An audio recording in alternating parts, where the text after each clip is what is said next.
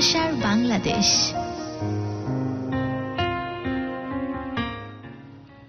হেই হেই হেই, কি অবস্থা সবার? আশা করি সবাই ভালো আছেন, সুস্থ আছেন এবং নিরাপদে আছেন। পিঙ্কি কিন্তু চলে এলাম ভালোবাসার বাংলাদেশ দিয়ে। সবাইকে স্বাগত জানাচ্ছি ভালোবাসার বাংলাদেশে। এবং যারা যারা এই মুহূর্তে আমাকে শুনছেন, তার সাথে গেস্ট আছেন, উনি হচ্ছেন আমাদের একজন সফটওয়্যার ইঞ্জিনিয়ার আশিক রহমান। ভাইয়া কেমন আছেন? আলহামদুলিল্লাহ ভালো আছি। আলহামদুলিল্লাহ ভালো আছে। কেমন যাচ্ছে বলেন তো আপনার দিনকাল এখন এই মুহূর্তে? আমি আসলে পেশায় একজন software engineer, but working as a founder of exabyte lab. এটা 2018 থেকে জার্নি শুরু হয়েছে। এটা আমরা মহাখালী ডিওএইচএস থেকে এখন রিলোকেটেড হয়ে নারায়ণগঞ্জে আমরা লোকালি কাজ করছি। So as a start up founder আমাকে জাস্ট এখন একটু মানে যেরকমটা হয় আর কি, যে প্রচুর প্রেশার নিয়ে কাজ করতে হচ্ছে। আচ্ছা, কাজের পাশাপাশি তো নিশ্চয়ই নিজের পার্সোনাল লাইফটাও আছে, নাকি শুধু কাজের মধ্যেই ঢুকে বসে থাকেন? হ্যাঁ, অ্যাকচুয়ালি ওয়ার্ক লাইফ ব্যালেন্স করার জন্য আমাকে রিলোকেট করতে হয়েছে। আমি আসলে ঢাকায় এবং ঢাকার বাইরের দেশে এবং দেশের বাইরে বিভিন্ন কোম্পানিতে কাজ করছি as a remote job holder, but sometime on সাইডে কাজ করতে গেলে ঢাকা শহরে আমাকে মুভ করতে হয়। But as a single father, as you know, যে আমার দুইটা ছোট বেবি আছে, so I have to balance my work and personal life. That's why আমাকে আসলে নারায়ণগঞ্জে রিলোকেট করতে হয়েছে। এবং আমরা কারেন্টলি নারায়ণগঞ্জে যেটা করতেছি, যে রিসোর্স বিল্ড আপও করতেছি, পাশাপাশি সেই রিসোর্সগুলোকে রিমোটলি অফিস অফশোরিং করার প্ল্যানিং করতেছি। এবং বিভিন্ন ইন্ডাস্ট্রিতে আমরা আসলে কাস্টমাইজ সফটওয়্যার সলিউশনগুলো, ইআরপি গুলো সেল করার ট্রাই করতেছি। সো ওভারঅল সকল কর্মপরিধি এখন আমার আসলে নিয়ার অ্যাবাউট মাই হোম। আচ্ছা আচ্ছা, তো আপনি দুটো কিভাবে ব্যালেন্স করেন? আপনার পার্সোনাল লাইফ, যেহেতু আপনি বলেছেন সিঙ্গেল প্যারেন্ট, আপনি সিঙ্গেল ফাদার, তার পাশাপাশি আপনি আপনার কাজ, আপনার সফটওয়্যার ইঞ্জিনিয়ারিং আমরা যতটুকু জানি যে অনেক কষ্টকর, তার পাশাপাশি আপনি নিজেরও একটা চালাচ্ছেন, তো সব মিলে কিভাবে দুটোকে ব্যালেন্স করছেন? আসলে এখানে দুইটা না, তিনটা life actually. So number one, আমি হচ্ছে অ্যাজ এ এন্টারপ্রেনার আমার একটা প্রতিষ্ঠানকে প্রথমত প্রতিনিধিত্ব করতে হয়, তাদের এমপ্লয়ি যারা আছে তাদের যে সব বিষয় আছে সেগুলোকে হ্যান্ডেল করতে হয়। পাশাপাশি আমি আসলে একটু আর্লি শুরু করি পার্সোনাল লাইফ। সেখানে আমাদের মর্নিং এ আছে বাচ্চাদের স্কুলে নেওয়া, স্কুলের পরে ওখান থেকে মর্নিং ওয়াক করা, তারপরে বলতে গেলে মানে আমার সকালটা আমার ফ্যামিলির সাথেই চলে যায়। তারপরে যেটা করতে হয় যে আমাকে আসতে হয় নিজের কর্মস্থলে, তারপরে যতক্ষণ লাগে একদম লেট নাইট পর্যন্ত। দেখা গেছে যে আমরা জয়েন্ট ফ্যামিলি, দ্যাটস ওয়াই আর কি আমার বাসায় অল অ্যাবাউট আগে 12 জন ছিল, এখন একজন নাই, দ্যাটস ওয়াই 11 জন। সো এখানে আমার নানু, মা, আমার ছোট ভাইয়ের ফ্যামিলি, অন্য যারা আছে সবাই একসাথে, আমার বাচ্চারা, এবং একসাথে গ্রো করতেছে আর কি।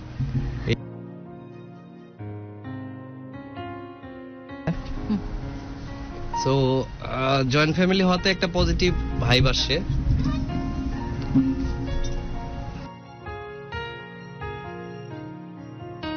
হ্যাঁ ভাইয়া, joint family. So joint family full সাপোর্টটা পাচ্ছি আর কি। আচ্ছা, যেটা আমার বাচ্চার গ্রো আপ এবং আমার লাইফ ইজি করার জন্য একটু কাজে দিচ্ছে। আচ্ছা, আমরা গল্পে যাব। গুরু আসছে। এই যে এতদিন আমি গুরুকে নিয়ে এত বলতাম যে গুরু খুব ভালো হয়ে গিয়েছে, গুরু খুব ভালো হয়ে গিয়েছে, আজকে দিল আমাকে এতদিন একটা কি বলে এটাকে, এই যে গুরুর সাথে কথা হয়ে গেল, গুরু আসছেন। এবং তাহলে গুরু যেটা বললো যে স্টার্ট করে দিতে, আপনারা অপেক্ষা করুন গুরুর জন্য, গুরু চলে আসবে। এর পাশাপাশি আমি চলে যাই ভাইয়ার কাছে সরাসরি গল্পে। তো আসলে ভাইয়া, আমি আপনার স্টার্টিং থেকে শুনতে চাচ্ছি, আর আমি এখন একদম লাস্টের দিকে যেতে চাচ্ছি না। আপনি কিভাবে আপনাদের পরিচয়টা আপুর সাথে, তারপরে সরি ভাবির সাথে, সেটা একটু যদি শর্ট করে বলতেন। পরিচয় আসলে স্কুল থেকে আমরা একই সাথে আমরা ব্যাচমেট ছিলাম, স্কুলে একসাথে পড়াশোনা করছি, ট্রাই করছিলাম ইউনিভার্সিটিতে এবং কলেজে একসাথে পড়তে, বাট আমি বয়েজ কলেজে পড়ছি, সরকারি বিজ্ঞান কলেজে, আর সে মহিলা কলেজে পড়ছে। দ্যাটস ওয়াই একসাথে কলেজ লাইফটা হয় নাই।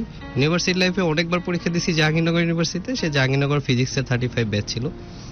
সো জাহাঙ্গীরনগর আমার চান্সেস হয় নাই। সেকেন্ড টাইম আমি আসলে শাহজালাল ইউনিভার্সিটিতে কম্পিউটার সায়েন্সে পড়াশোনা করতে ওখানে চলে যাই। সো পরিচয়টা অ্যাকচুয়ালি স্কুল থেকেই। আর আমরা স্কুলে, এটা বয়েজ স্কুলই বলা যায়, but morning shift, day shift দুইটা আলাদা শিফট ছিল, বাট আমাদের একসাথে দেখা হয়েছে ক্লাস 8-এ বলতে গেলে আর কি। আচ্ছা, তারপরে কি প্রেম? প্রেম আসলে সত্যিকার অর্থে আমি কখনোই, যেহেতু ব্যাচমেট, আমাদের সম্পর্কটা তুই এর মতো ছিল আর কি। সো এখানে কখনো ফর্মালি আমি বলি নাই যে আপনাদের ব্যাচমেট, আপনারা কি একই ক্লাসে? বললেন তো বয়েজ এন্ড গার্লস আলাদা, হ্যাঁ। কিন্তু আপনাদের তাহলে দেখা কিভাবে হলো? আমাদের বৃত্তি যখন হয় ক্লাস 8-এ, আমাদের ওই সময়টাতে ছিল যে বৃত্তি পরীক্ষার একটা আচ্ছা, ব্যবস্থা বৃত্তি ছিল। পরীক্ষা, সো স্পেশাল একটা কোচিং এর ব্যবস্থা করা হয়। আচ্ছা, তো যেখানে আসলে প্রথম সারির যারা থাকে 1 থেকে 10 তাদেরকে বাছাই করে একটা স্পেশাল কোচিং করানো হয়, যেটা সাপোজ ধরেন যে কম্বাইন্ড একটা ক্লাস করানো হয় কি, স্কুল থেকেই সেইটা বেস্ট টিচার গুলোকে অ্যালোকেট করা হয়, বেস্ট স্টুডেন্ট গুলোকে অ্যালোকেট করা হয়। সো ওইখানে একটা গ্লোমিং হয় আর কি। আচ্ছা। সো ওইভাবে আসলে প্রথম পরিচয়, বা পরিচয় বলতে কি আসলে ব্যাচমেট হিসেবে আমাদের বন্ধুত্বের জার্নি শুরু হয় আর কি বলতে গেলে। আর আমরা অকেশনালি আড্ডা মারতাম। আমাদের আরেকটা ফ্রেন্ডের বাসা ছিল, ফিমেল ফ্রেন্ডই, বান্ধবী বলা যায়। তো আমরা অকেশনে বলতে হচ্ছে ঈদ গুলোতে, আমরা যখন ইউনিভার্সিটিতে বা কলেজে পড়তাম, আমরা ওই স্কুলের ব্যাচের যে একসাথে গ্লোমিং এর যে ব্যাপারটা, ওইটা হইতো আর কি আমাদের। সো এইভাবে আসলে রিলেশন বলতে কি, আমি কমিটমেন্টে কখনো ছিলাম না, বাট এটা ইউনিভার্সিটি লাইফে এটা চলে আসে। নেক্সট আস্তে আস্তে আমি বলতে পারবো আর কি, আপনি প্রশ্ন করলেন। না, প্রশ্ন আপনি বলতে যান, তারপরে কি হলো? এটা স্কুল জীবন শেষ, রাইট? স্কুল জীবন শেষ, ইউনিভার্সিটিতে, কলেজের পর আমরা যখন ইউনিভার্সিটিতে যাই, আমরা আসলে প্রথমে জগন্নাথ ইউনিভার্সিটিতে আমরা প্রথম অ্যাডমিট করি দুইজনকে। আচ্ছা। দুজনেই একসাথে অ্যাডমিশনটা নেই। হুম হুম। আমরা দুজনেই কেমিস্ট্রিতে নেই, কারণ জগন্নাথ ইউনিভার্সিটি তখন ন্যাশনাল ইউনিভার্সিটি, বাট আমাদের 2005 ব্যাচের থেকেই আসলে এটা পাবলিক ইউনিভার্সিটি হয়। বাট প্রথম সাবজেক্টগুলো ছিল সায়েন্স, পিওর সায়েন্স ইয়েতে, যেমন কেমিস্ট্রি ওরও ছিল, সেখানে আমারও কি ছিল। আলাদা আলাদা নাকি একসাথেই ছিলেন? হ্যাঁ, এটা আসলে শুধু ভর্তি হয়েছি, তারপর আর ওখানে ক্লাস করা হয় নাই। হেডফোনটা জগন্নাথের ইউনিভার্সিটিতে ভর্তি হওয়ার পরে আমরা আসলে পরবর্তীতে যেটা হয় যে আমরা বেটার অপরচুনিটির জন্য চেষ্টা করতেছিলাম অন্য ইউনিভার্সিটিতে। তো ওর জাহাঙ্গীরনগরে হয়ে যায়, ও জাহাঙ্গীরনগরে চলে যায়, আচ্ছা। আর আমি শাহজালাল ইউনিভার্সিটিতে হয়ে যায়, আমি শাহজালাল ইউনিভার্সিটিতে প্রেমটা শুরু হয় কবে থেকে? এটা নাকি প্রেম এখনো শুরু হয়নি? প্রেম সত্যিকার অর্থেই শুরু হয় নাই। মানে এটা ব্যাপারটা হচ্ছে এরকম যে ইউনিভার্সিটি লাইফে হয় না যে এরকম, আমি আসলে একটু অর্গানাইজেশনের কারণে মানে একটু মানে বাউন্ডুলে টাইপের ছেলে ছিলাম। দ্যাটস ওয়াই আমার মনে আছে যে আমি ইন্টারমিডিয়েটে যখন পরীক্ষা দিই, তখন বাসা থেকে বের হয়ে যাই আর কি। বাসায় ইন্টার ফার্স্ট ইয়ারের পরে আমি বাসা থেকে রাগ করে বের হয়ে গিয়ে আমি দেখা গেছে যে তখন একটা স্ট্রাগল লাইফ লিড করতেছি, নিজে নিজে আর্ন করতেছি, নিজে নিজে চলতেছি। পরবর্তীতে যেটা হয়েছে যে একটা মানুষকে সবসময় ছায়ার মতো পাইতাম, বা আমার যে ফ্রেন্ড সার্কেল এরা আসলে সবসময় আমাকে এরকম একটা ছায়া দিয়ে চলতো। তো ইউনিভার্সিটিতে যাওয়ার পর একটু দলছুট হয়ে গেছিলাম। দলছুট হয়ে যাওয়ার পরে যেটা হয়েছে যে আমার পড়াশোনা অতটা বেশি ভালো হয় নাই। সেকেন্ড ইয়ার থার্ড ইয়ারের দিকে গিয়ে রিয়েলাইজ করলাম যে অনেক বেশি আসলে পড়াশোনা ছাড়া কি বলে এটারে এক্সট্রাঅর্ডিনারি কারিকুলাম নিয়ে বেশি ব্যস্ত হয়, ঠিক আছে? তো তখন দেখা গেছে যে অর্গানাইজেশন নিয়ে অনেক বেশি মাথা ঘামাই। তো দেখতাম সে একটু, মানে আমার প্রথম প্রেম যদি বলেন তাহলে তার পার্সোনালিটিটা ছিল এরকম যে সে গাইড, মানে এজ এ গার্জিয়ান নিয়ে একটা ব্যাপার স্যাপার ছিল তার মধ্যে। আচ্ছা। তো সে গাইড করতো আমাকে, সে গাইড করে বলতো যে ঠিক আছে, পড়াশোনাটাও সাথে করা উচিত, এইভাবে বলতে গেলে আমাকে মানে এক ধরনের ইনস্ট্রাকশন বেস চালানোর মতো ব্যাপার স্যাপার হয়ে গেছে। তো আমার ভালো লাগতো যে কেউ একজন হয়তো কনসার্ন মেবি আমার এই বাউন্ডুলার লাইফে। আর ছোটবেলার যদি কথা বলি, আমি বড় হয়েছি আসলে একটা মানে ফ্যামিলি, ব্রোকেন ফ্যামিলির মধ্যে। আচ্ছা। তো আমার বাবা, আমার যখন এজ 4.5 বছর তখনই বাবা মারা যায়। আর মাও আসলে বলতে গেলে সেকেন্ড ম্যারেজ হয়ে যায়। আর আমি বড় হয়েছি আসলে আমার মামার বাসায়। মামা অ্যাকচুয়ালি আমার বাবার মতো আমাকে বড় করছে। সো ওই হিসেবে বলতে গেলে এই ফ্যামিলিটার কাছে আমি খুবই কৃতজ্ঞ যে আসলে ওনারা, মামা স্কুল টিচার ছিল। সো স্কুল লাইফটা অনেক বেশি ডিসেন্ট ছিলাম, অনেক বেশি ভালো স্টুডেন্ট বলা যায়। কিন্তু ইউনিভার্সিটিতে যাওয়ার পরে জিনিসটা হচ্ছে পেছন থেকে ফার্স্ট বা সেকেন্ড হয়েছি আর কি। আচ্ছা, তো পরে এই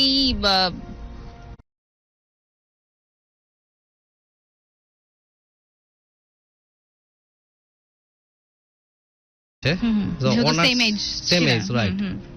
সো বিয়ের ব্যাপারটা আসছে এরকম যে ও অনার্স কমপ্লিট করার বাসা থেকে খুব প্রেশার ছিল।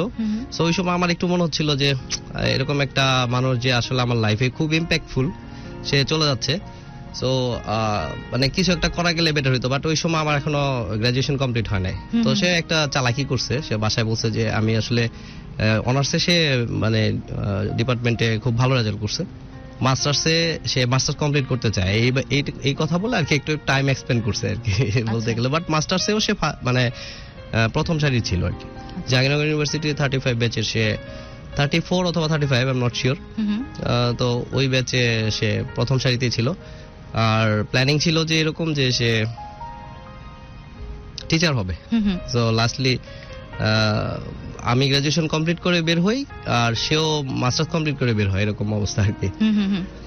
তারপর তো বিয়ের ব্যাপারটা আসে এরকম যে মাস্টার্স কমপ্লিট করার পর তো আর বাবা মা শুনবে না, বাবা মা আসলে বিয়ে দিয়েই দিবে, এরকম হয়েছে ব্যাপারটা। আর আমার এদিকে হ্যাঁ, আর আমার তখন থিসিসের ডিফেন্স বাকি ছিল 2011 সাল। তো আমি বিয়ে করার জন্য প্রথমে যে প্ল্যানিংটা করি যে আমাকে যে সামহাও একটা জব অ্যারেঞ্জ করতে হবে। সো দ্যাটস ওয়াই আমি একটা বড় ভাইয়ের থ্রুতে ঢাকায় একটা স্টার্টআপ কোম্পানি ছিল বুয়েটের এক বড় ভাইয়ের, ওখানে আমার বড় ভাই জব করতো। তো আমি ওনার থ্রুতে সিভিটা জমা দেওয়ার পরে আমার ইন্টারভিউ কল আসে ইয়েতেই 2011 মার্চের 28 তারিখে। সো ওইখানে আমি ইন্টারভিউ দিই, এটা হচ্ছে গুলশান 1 আর 2 এর মাঝখানে, আড়ংয়ের পেছনে আর কি। সো ওইখানে ইন্টারভিউটা এরকম ছিল যে আমি জাস্ট, আমার মনে হয় যে আমি ওভার কনফিডেন্স শো করে ফেলছি, এবং যারা এমপ্লয়ার ছিল তারা একটা জিনিস আমাকে অ্যাসাইনমেন্ট হিসেবে দেয় যে 1 সপ্তাহ আপনার হাতে একটা টাইম দেওয়া হলো, একটা প্রবলেম দেওয়া হলো, আপনি যদি এটা সলভ করতে পারেন ইওর চাকরি মানে ইওর জব ইজ কনফার্ম। মানে এটার উপরে কি বিয়েটা নির্ভর ছিল? হ্যাঁ ডেফিনেটলি, মানে আপনি বিয়ে করবেন, আপনাকে ফাইন্যান্সিয়ালি তো ডেফিনেটলি একটা স্টেজে যাইতে হবে। সো আমি 1 সপ্তাহে যেটা করছি, আমার থিসিস ইউনিভার্সিটির 2 সপ্তাহ পরে আমি জাস্ট পিসিটাকে পার্সেল করে এখানে মহাখালী আরজত পাড়ায় আমার কিছু ফ্রেন্ড ছিল, ওদের সাথে আমি অ্যাকোমোডেশনের ব্যবস্থা করে পিসিটা নিয়ে জাস্ট বসে পড়ছি। 7 দিন আমি শুধু কাজই করছি। যে মানে আলটিমেটলি ইউনিভার্সিটি লেভেলে আমি ভালো প্রোগ্রামার ছিলাম না, বাট প্রবলেম সলভের ব্যাপারটা ছিল এরকম যেটা জীবন মরণের ব্যাপার, আমাকে জাস্ট চাকরিটা পেতে হবে। দ্যাটস ওয়াই আমি 1 সপ্তাহের মধ্যে কিছু প্রবলেম সলভ করছি, বাট সবগুলো প্রবলেম কমপ্লিট করতে পারিনি। বাট যারা এমপ্লয়ি তারা মোটামুটি স্যাটিসফাই ছিল যে ওকে দিয়ে হবে। তো আমার এমপ্লয় বললো যে আমি তোমাকে বেশি টাকা দিতে পারবো না, 20,000 টাকা দেবো। তো আমি তো তখন আকাশ থেকে বললাম, মনে হলো যে মাস চলে আমার হচ্ছে 2011-তে 2,000 টাকা। সো 20,000 টাকা মানে ওয়েল এনাফ। তো আমার তখন বাটন সেট ছিল। আমি ইন্টারভিউ থেকে বের হয়ে যেটা করছি যে প্রথম ফোনটা মেক করছি হচ্ছে ইয়েকে, তখন বলতে গেলে তাকে যে মেবি আমি তোমাকে আসলে বিয়ে করতে পারবো, বিকজ আমার এখন একটা জব আছে। তো ততদিনে আসলে তার যেটা হয়েছে যে সে ব্যাংকে সিনিয়র অফিসার হিসেবে আমি জয়েন একটু করছে। আপনাকে ইন্টারাপ্ট করছি, কারণ আমাদের গুরু চলে এসেছে। আমি গুরুর সাথে এর পরের হচ্ছে গল্পটা শুনতে চাচ্ছি। গুরু, আমি যে এত প্রশংসা করলাম এই কয়দিন, কি হলো বলেন তো? এটা ঠিক যে I didn't deserve it, but প্রোগ্রামের মাঝেই ছিলাম এবং প্রোগ্রামটা কন্টিনিউ ইয়া ডিয়ার। তারপর আচ্ছা, তারপর হ্যাঁ আমি অ্যাকচুয়ালি মানে আপনার প্রশ্নটা ছিল যে বিয়ে পর্যন্ত কিভাবে গেল। বিয়ের বিষয়টা ছিল এরকম যে ওর যেহেতু বিয়ের কথাবার্তা চলতেছে, সো আমাকে এই অপরচুনিটিটা নিতে হবে এবং তার বাসায় প্রপোজালের জন্য আমাকে একটা জব হোল্ড করতে হবে। সো জব পাওয়ার পরে যেটা হয়েছে যে মানে এনাফ মানি, আমি এখন বেশ ভালো অঙ্কের টাকা পাচ্ছি সফটওয়্যার ইঞ্জিনিয়ার হিসেবে, ফার্স্ট স্যালারি। ওই সময় আমার এভারেজ, কিন্তু ওকে পাই থেকে ব্লেড দিয়ে হাত কাটতে হয়নি। তা বিষয়টা এরকম না, আসলে আমরা সিরিয়াসলি হাত কাটতে হয়নি। না এরকম না, হাত কাটতে হয় নাই। আর দ্বিতীয়ত হচ্ছে যে চিকেন পক্স ইম্প্যাক্ট না, এটা আসলে আমি জানি না কিসের ইম্প্যাক্ট শরীরে। কাম অন, কি এটা? আচ্ছা, এটা আমরা তাহলে পরে শুনি নাকি? জি, এখন আস্তে আস্তে বলি। হ্যাঁ আস্তে আস্তে, এখন না গুরু, এটা মেইন ইয়ার মধ্যে প্রোগ্রামে গেলে। ঢুকে যায়। হ্যাঁ। জি জি। তো আমি প্রথম ফোনটা মেক করি হচ্ছে ইয়েকে, আমার ওয়াইফকে। তো বলি যে মেবি আমি তোমাকে বিয়ে করতে পারবো। আর ওর ব্যাপারটা ছিল যে আমার শ্বশুর প্রথম আসে আর কি আমার সফটওয়্যার ফার্ম দেখতে, যে সফটওয়্যার ফার্মে যারা কাজ করতেছে তারা তো দেখা গেছে আনঅফিসিয়ালি বসে। তো উনি খুব ডিসঅ্যাপয়েন্টেড হয়েছে যে এরকম একটা অফিসে আসলে এত টাকা স্যালারি আসলে পায় কিনা সফটওয়্যার ইঞ্জিনিয়াররা। তো আমার যে ওয়াইফের বড় ভাই, ওনারা উনি একটু জানতো বিষয়গুলো, যে আচ্ছা এখানে আসলে এরকম হইতেই পারে। তো মূলত বিয়ে পর্যন্ত যাওয়ার জন্য যেটা করতে হয়েছে সেটা হচ্ছে আমাকে সবকিছু অ্যারেঞ্জ করতে হয়েছে, জব অ্যারেঞ্জ করতে হয়েছে, দেন হচ্ছে বাসায় কনভিন্স করতে হয়েছে, আমার মামিকে পাঠাইতে হয়েছে, আর প্রথম প্রপোজালটা আমার নিজে নিয়ে যেতে হয়েছে। সো এখানে প্রথম ইন্টারভিউ ছিল আমার শ্বশুরের সাথে, আর তাই আমার শাশুড়ির সাথে। আর সে আমাকে খুব রিকোয়েস্ট করতেছিল, যেহেতু আমি খুবই আসলে একটু বাউন্ডুলে টাইপের ছেলে ছিলাম, জিন্স পরে ঘুরতাম, আর হচ্ছে তখন চটি জুতা ছিল, ওগুলা দিয়ে ঘুরতাম, একটু ডাস্টি টাইপের ছিলাম, প্রচুর নোংরা কাপড় চোপড়। That's why সে বারবার Right, right. জুতা ডাস্টি জি জি নরমাল প্যান্ট আর শু Shoe একটু ডিসেন্ট, মানে যারা বিয়ে করবে তারা তো স্বাভাবিক আমার চেয়ে খারাপ মানুষ দুনিয়াতে নাই। কে বলছে এই ক্যালকুলেশনটা? না, অ্যাকচুয়ালি ব্যাপারটা হচ্ছে ফর্মাল একটা রিলেশনে যেতে যাচ্ছি। সো প্রপোজালের টাইমে সে অনেক রিকোয়েস্ট করছে যে একটু ইন করে আসবা, একটু ডিসেন্ট হয়ে আসবা, চুল কেটে আসবা, খোঁচা খোঁচা দাড়ি থাকা যাবে না, এই বিষয়গুলো একটু অ্যাওয়ার করছে। বাট আমি নর্মালি যেভাবে ছিলাম ওইভাবে গেছি। তো আমার শাশুড়ি ইন্টারভিউ নিল, কথাবার্তা বললো, পরে বললো বাবা তোমার সিনিয়র যারা, মানে যারা মুরব্বী আছে তাদেরকে না পাঠালে অ্যাকচুয়ালি তো বিয়ে শাদীর ব্যাপারে কনফার্ম করা যায় না। তো আমার মামা একটু সম্মানিত মানুষ এলাকায়, শিক্ষক মানুষ, মামা মামি যখন গেছে কথাবার্তা বলছে, আম্মুকে যখন বলছিলাম যে আসলে আমি বিয়ে করব, আম্মা একটু তাকায় আছে যে এই ছেলে বলে কি, এত অল্প বয়স, মাত্র চাকরি পাইছে, দ্যাটস ওয়াই এখনই বিয়ে করতে চাকরির জন্য, বিয়ের জন্যই তো চাকরি, বিয়ের জন্য চাকরি রাইট। তো ওইভাবে বলতেছিল আর কি, যে তারপরও আর কি তারপর আমি ফাইনালি বিয়ে হয়েছে আসলে 2012 সালের মার্চের 12 তারিখে। সো ওইখানে যেটা হয়েছে যে আমি 2012 সালটা ছিল লিপ ইয়ার, তা আমি প্ল্যান করছিলাম বিয়ে যদি ফ্যামিলি থেকে না নেয় তাহলে আমরা ফেব্রুয়ারি 29 তারিখে বিয়ে করবো। মানে আমার প্ল্যানিং ছিল এরকম যে লিপ ইয়ারে বিয়ে করলে আমার অ্যানিভার্সারি হবে 4 বছর পর পর। আমার কাছে মনে হবে যে আমরা আসলে মানে খুব কম সময় পাস করতেছি একসাথে। তো এইরকম একটা প্ল্যানিং ছিল, ওরে অনেক পাগলামি করতাম, বলতাম যে এই কাজটা করি।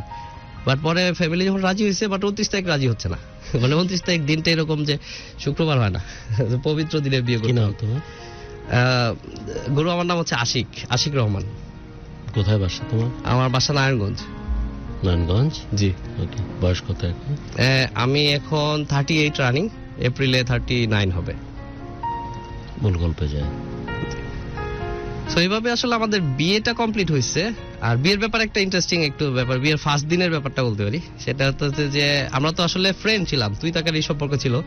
তো বিয়ের পরে যেটা হয় না ফর্মাল রিলেশন, যেটা হয় যে আমার ফ্যামিলির সামনে আমাকে যদি তুই বলে ফেলে, তো এই জিনিসটা আসলে খুব অড দেখা যায়। তো মানে সে খুবই ম্যাচিউরড, মানে বলবো একজন মানুষ। সে আমাকে একটা জিনিস বললো যে আমরা আজকের পর থেকে আসলে তুমি না, আমরা তুমি বললে হেজিটেট ফিল করবো, যেহেতু এতদিন ধরে তুই রিলেশনে আছি, so we can move on আপনি। সো আমি এন্টার লাইফে তার কাছ থেকে সবসময় আপনি শব্দটা শুনছি। এটা আমার কাছে মানে এখনো মিসিং একটা ব্যাপার, যে এবং অনেকে অবাক হইতো, যেমন ওনার মানে আমার ওয়াইফের ফ্যামিলির লোকজনও হা করে তাকায় থাকতো যখন আসলে এত বছরের পুরনো একটা রিলেশন, এই রিলেশনে আমরা তুমি না বলে জাস্ট আপনি বলে সম্বোধন করি, এবং হাসাহাসি হইতো এই বিষয়টা নিয়ে। বাট আমি এনজয় করতাম বিষয়টা।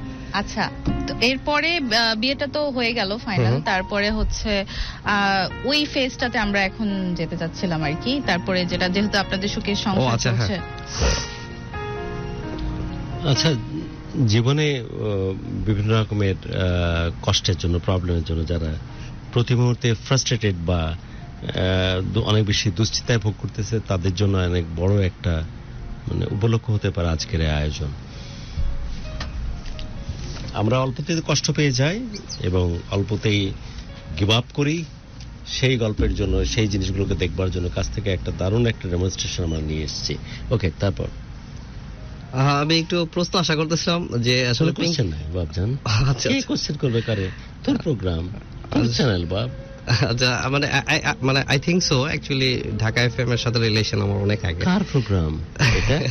হু is freaky about me and এটা অ্যাকচুয়ালি আমার ফ্যামিলির মতোই, because I have work a lot with this FM and actually the Amber Group and Amber IT. Amber IT as well? হ্যাঁ, মানে আমি technical person? Yes, I have মানে completed around I think 7 year. 2013 তে আমি join করি amber আইটিতে, আর এরপরে আমি কাজ করছি অনেকগুলো কোম্পানিতে আম্বার আইটির হয়েই। আম্বার সফটওয়্যার সলিউশন লিমিটেড, ওইখানেও কাজ করছি আমি। আম্বার আইটিতে টিম লিড হিসেবে কাজ করেছি। এখানে অ্যারাউন্ড যতগুলো ইআরপি গুলো করা আছে, এগুলো বেসিক ডেভেলপমেন্ট আমারই করা, এবং আইএসপি কোম্পানির যে অটোমেশন সেটাও আমার করা এখানে। সো আমি ঢাকা এফএম এর যারা আগে কাজ করছে, captain of the ship. So I'm everyone. Who is the captain of the ship? I don't know actually. Amul Hakim. Yes, I think so. But Dhaka FM এর ক্ষেত্রে আমি যা কাজ করছি, of course it is. Yes, Amul Hakim. He was the captain, right? And আমি বলবো যে we are so desperate about that person, right? Yes, I think so. আমি যত জানি যে আমরা আইটি হোক, আমরা হোক আর হ্যাঁ যেই হোক, হ্যাঁ, ডেফিনেটলি সবাই মানুষটাকে সামনে রেখে সামনের দিকে এগিয়ে যায়। ডেফিনেটলি। এবং আমিও আমার লাইফে অনেক কিছু শিখছি স্যারের কাছ থেকে। আর স্যারের ব্যাপারে স্যার আসলে অনেক কিছু, Did you get any chance to get the এখন এন্টারপ্রেনারশিপটাও আমার আসলে ওনার কাছ থেকেই দেওয়া, যে ওনার সাহসটা ছিল।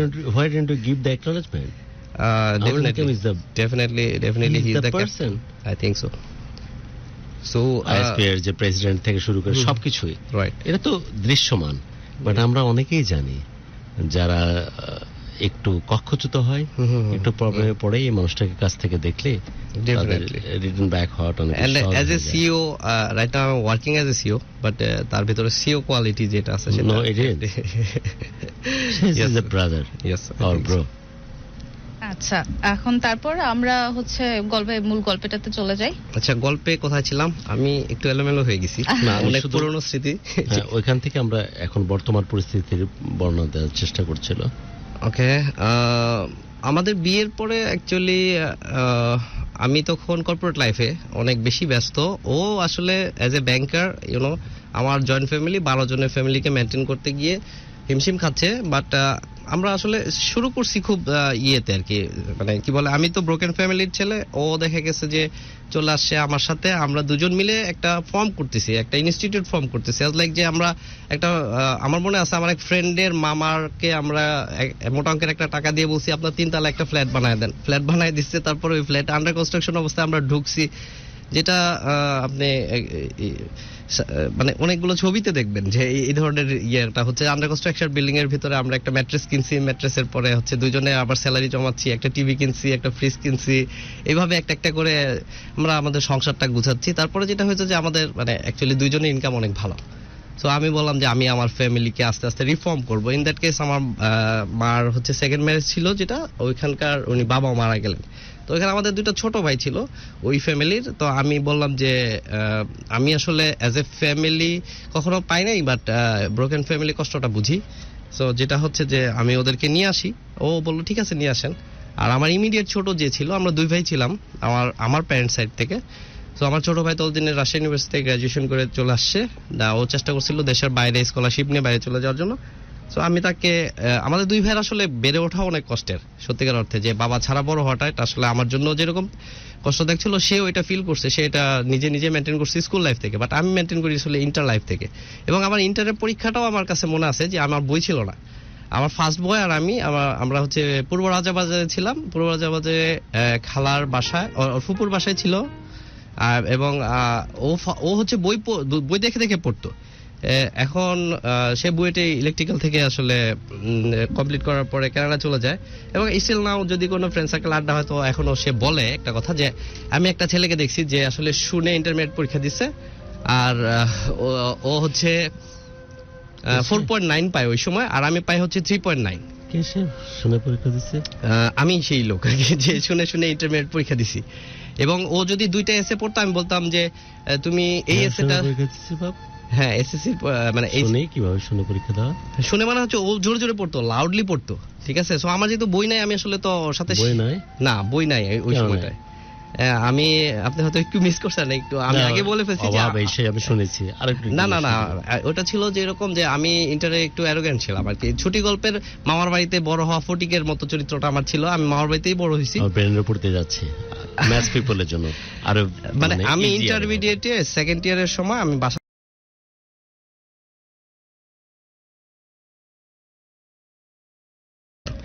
আর হচ্ছে বই ছিল না, তো পড়াশোনাও ছিল না। আর যেহেতু আমার সরকারি বিজ্ঞান কলেজ ছিল, ওইখান থেকে আমার তেজগাঁও কলেজে পরীক্ষা দিতে যেতে হবে। তো আমার ঢাকায় থাকতে হবে। ঢাকায় থাকার জন্য আমার সাথে যে ছেলেটা ছিল, মানে নারায়ণগঞ্জ থেকে আমরা দুজন একসাথেই আসতাম। ও স্কুলে ফার্স্ট বয় ছিল, আমি সেকেন্ড বয় ছিলাম। সো ও যখন পড়তো তখন আমি ওটা শুনতাম, এটা শুনে পরের দিন গিয়ে পরীক্ষা দিয়ে আসতাম। দ্যাটস ওয়াই এইভাবে আমাদের আসলে 1 মাসে আমাদের ইন্টারমিডিয়েট পরীক্ষাটা ক্লোজ হয়েছে। এই শুনে শুনে? হ্যাঁ, শুনে শুনে। তো আমার রেজাল্ট মেমরি কি এখনো এইভাবে কাজ করে? আই থিংক সো, মানে আমার কাছে ইউ থিংক সো? জি, ওকে ডান। Software engineer. এই এখন আছি আমরা পদ্মা নদীর একদম মাঝামাঝি অবস্থায়, যাব মেঘনাতে।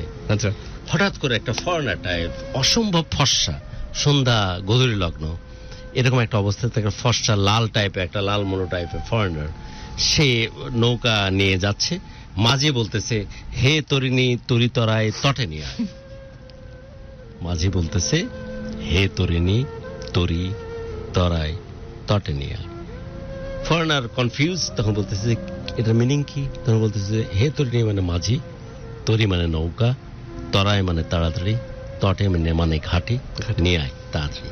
মানে হে মাঝি তাড়াতাড়ি করে ঘাটে নৌকা নিয়ে আয়। ওকে, গল্পটা বলতো দেখি বাবু।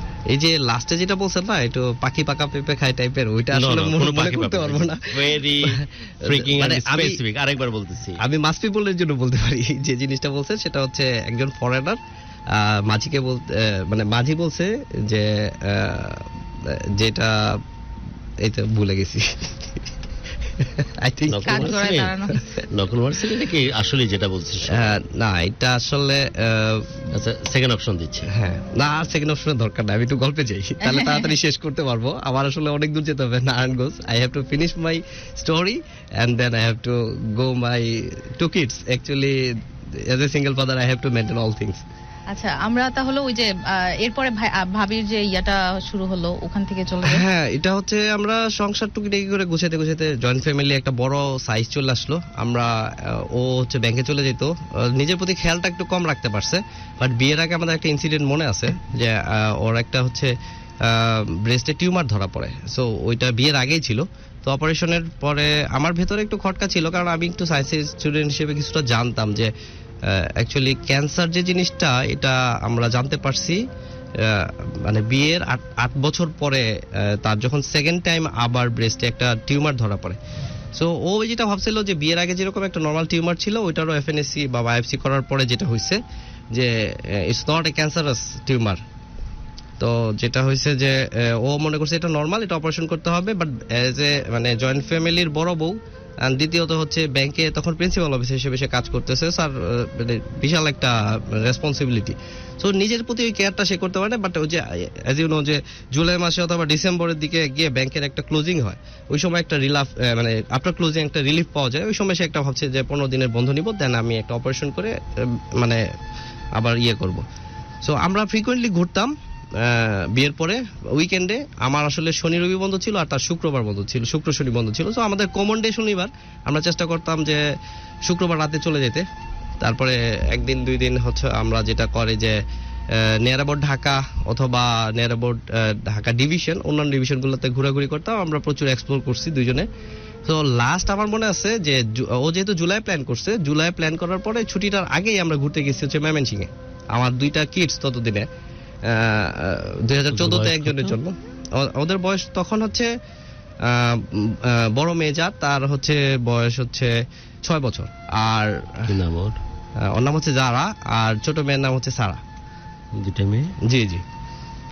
সো পরে যেটা হইলো যে আমরা ঘুরে আসলাম ময়মনসিংহ থেকে। তারপরে সে ডায়াগনস্টিকের জন্য প্ল্যান করলো, তারপরে ও একাই গেছে।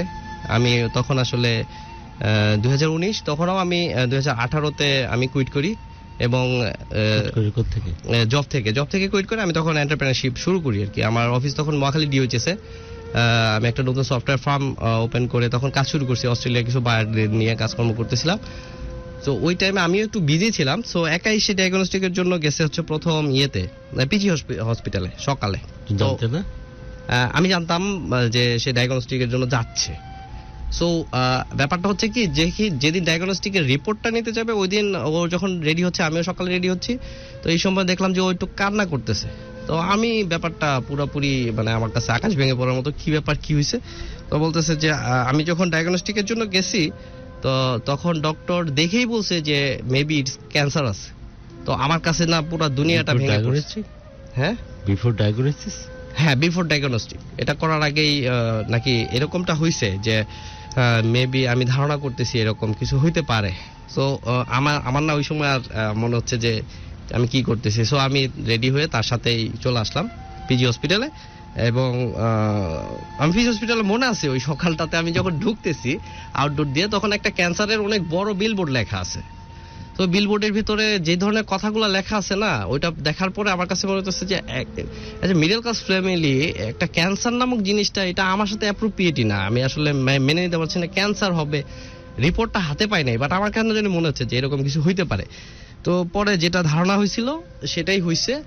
আর তখন আসলে ক্যান্সারের অনেক মানে আমি সত্যিকার অর্থে অ্যাজ এ ইঞ্জিনিয়ারিং স্টুডেন্ট যে পরিমাণ ইঞ্জিনিয়ারিং এ পড়াশোনা করি নাই তার চাইতে বেশি পড়াশোনা করছি আমি যখন ক্যান্সার আমার ওয়াইফের হয়ে গেছে এই জিনিসটা কনফার্ম হওয়ার পরে আমি যেটা করছি যে মানে ফুল মানে পড়াশোনাটা শুরু করছি যে ক্যান্সার কেন, কিভাবে এটার জন্য ট্রিটমেন্ট কি হতে পারে, কোথায় যেতে হবে।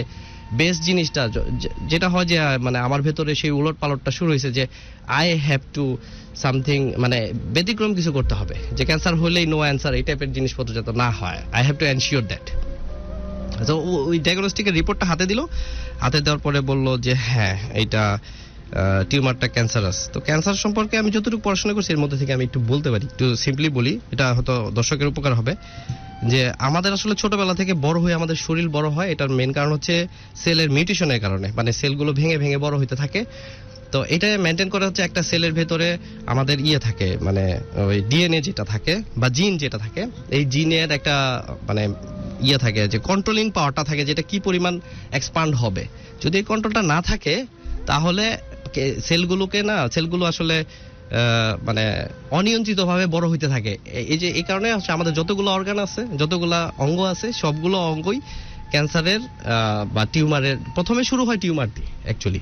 সো টিউমার হলে পেইন হলে it doesn't matter, but cancer যদি হয়ে যায় মানে যে টিউমারটা আসলে পেইনলেস, ওইটা একটু মানে ভয়ঙ্কর ব্যাপার। ওখান থেকেই আসলে মূলত শুরু। আর আমার ওয়াইফের প্রথমে যখন এটা ডায়াগনস্টিক হওয়ার পর আমরা দুইজন যখন এই রিপোর্টটা নেই, রিপোর্টটা নিয়ে ওই দিন তো আসলে ডক্টর দেখানো সম্ভব না।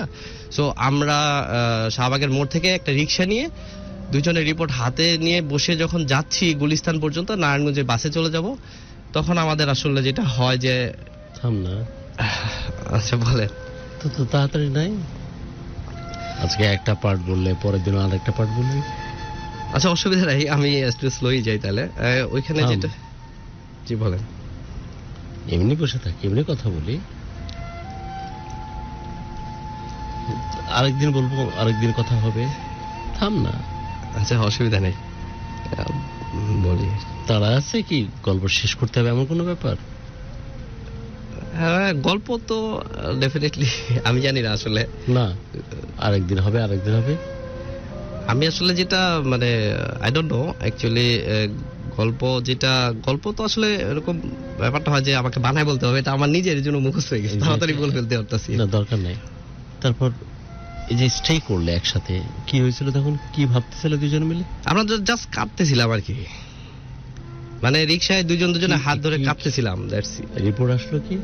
রিপোর্ট আসছে হচ্ছে কার্সিনোমা বলে এটাকে, ক্যান্সারের, ব্রেস্ট ক্যান্সারের একটা। আমাদেরকে কিন্তু খুবই কম বুঝ মানুষ, সহজভাবে বললে কি ছিল এটা? এটা হচ্ছে ট্রিপল নেগেটিভ ক্যান্সার, যেটাকে বলা হয় যে রেয়ার একটা ক্যান্সার। এটা ব্রেস্ট ক্যান্সারের ধরেন অনেকগুলো প্যাটার্ন, ডক্টরাল টাইপ হয়, কার্সিনোমা টাইপের হয়।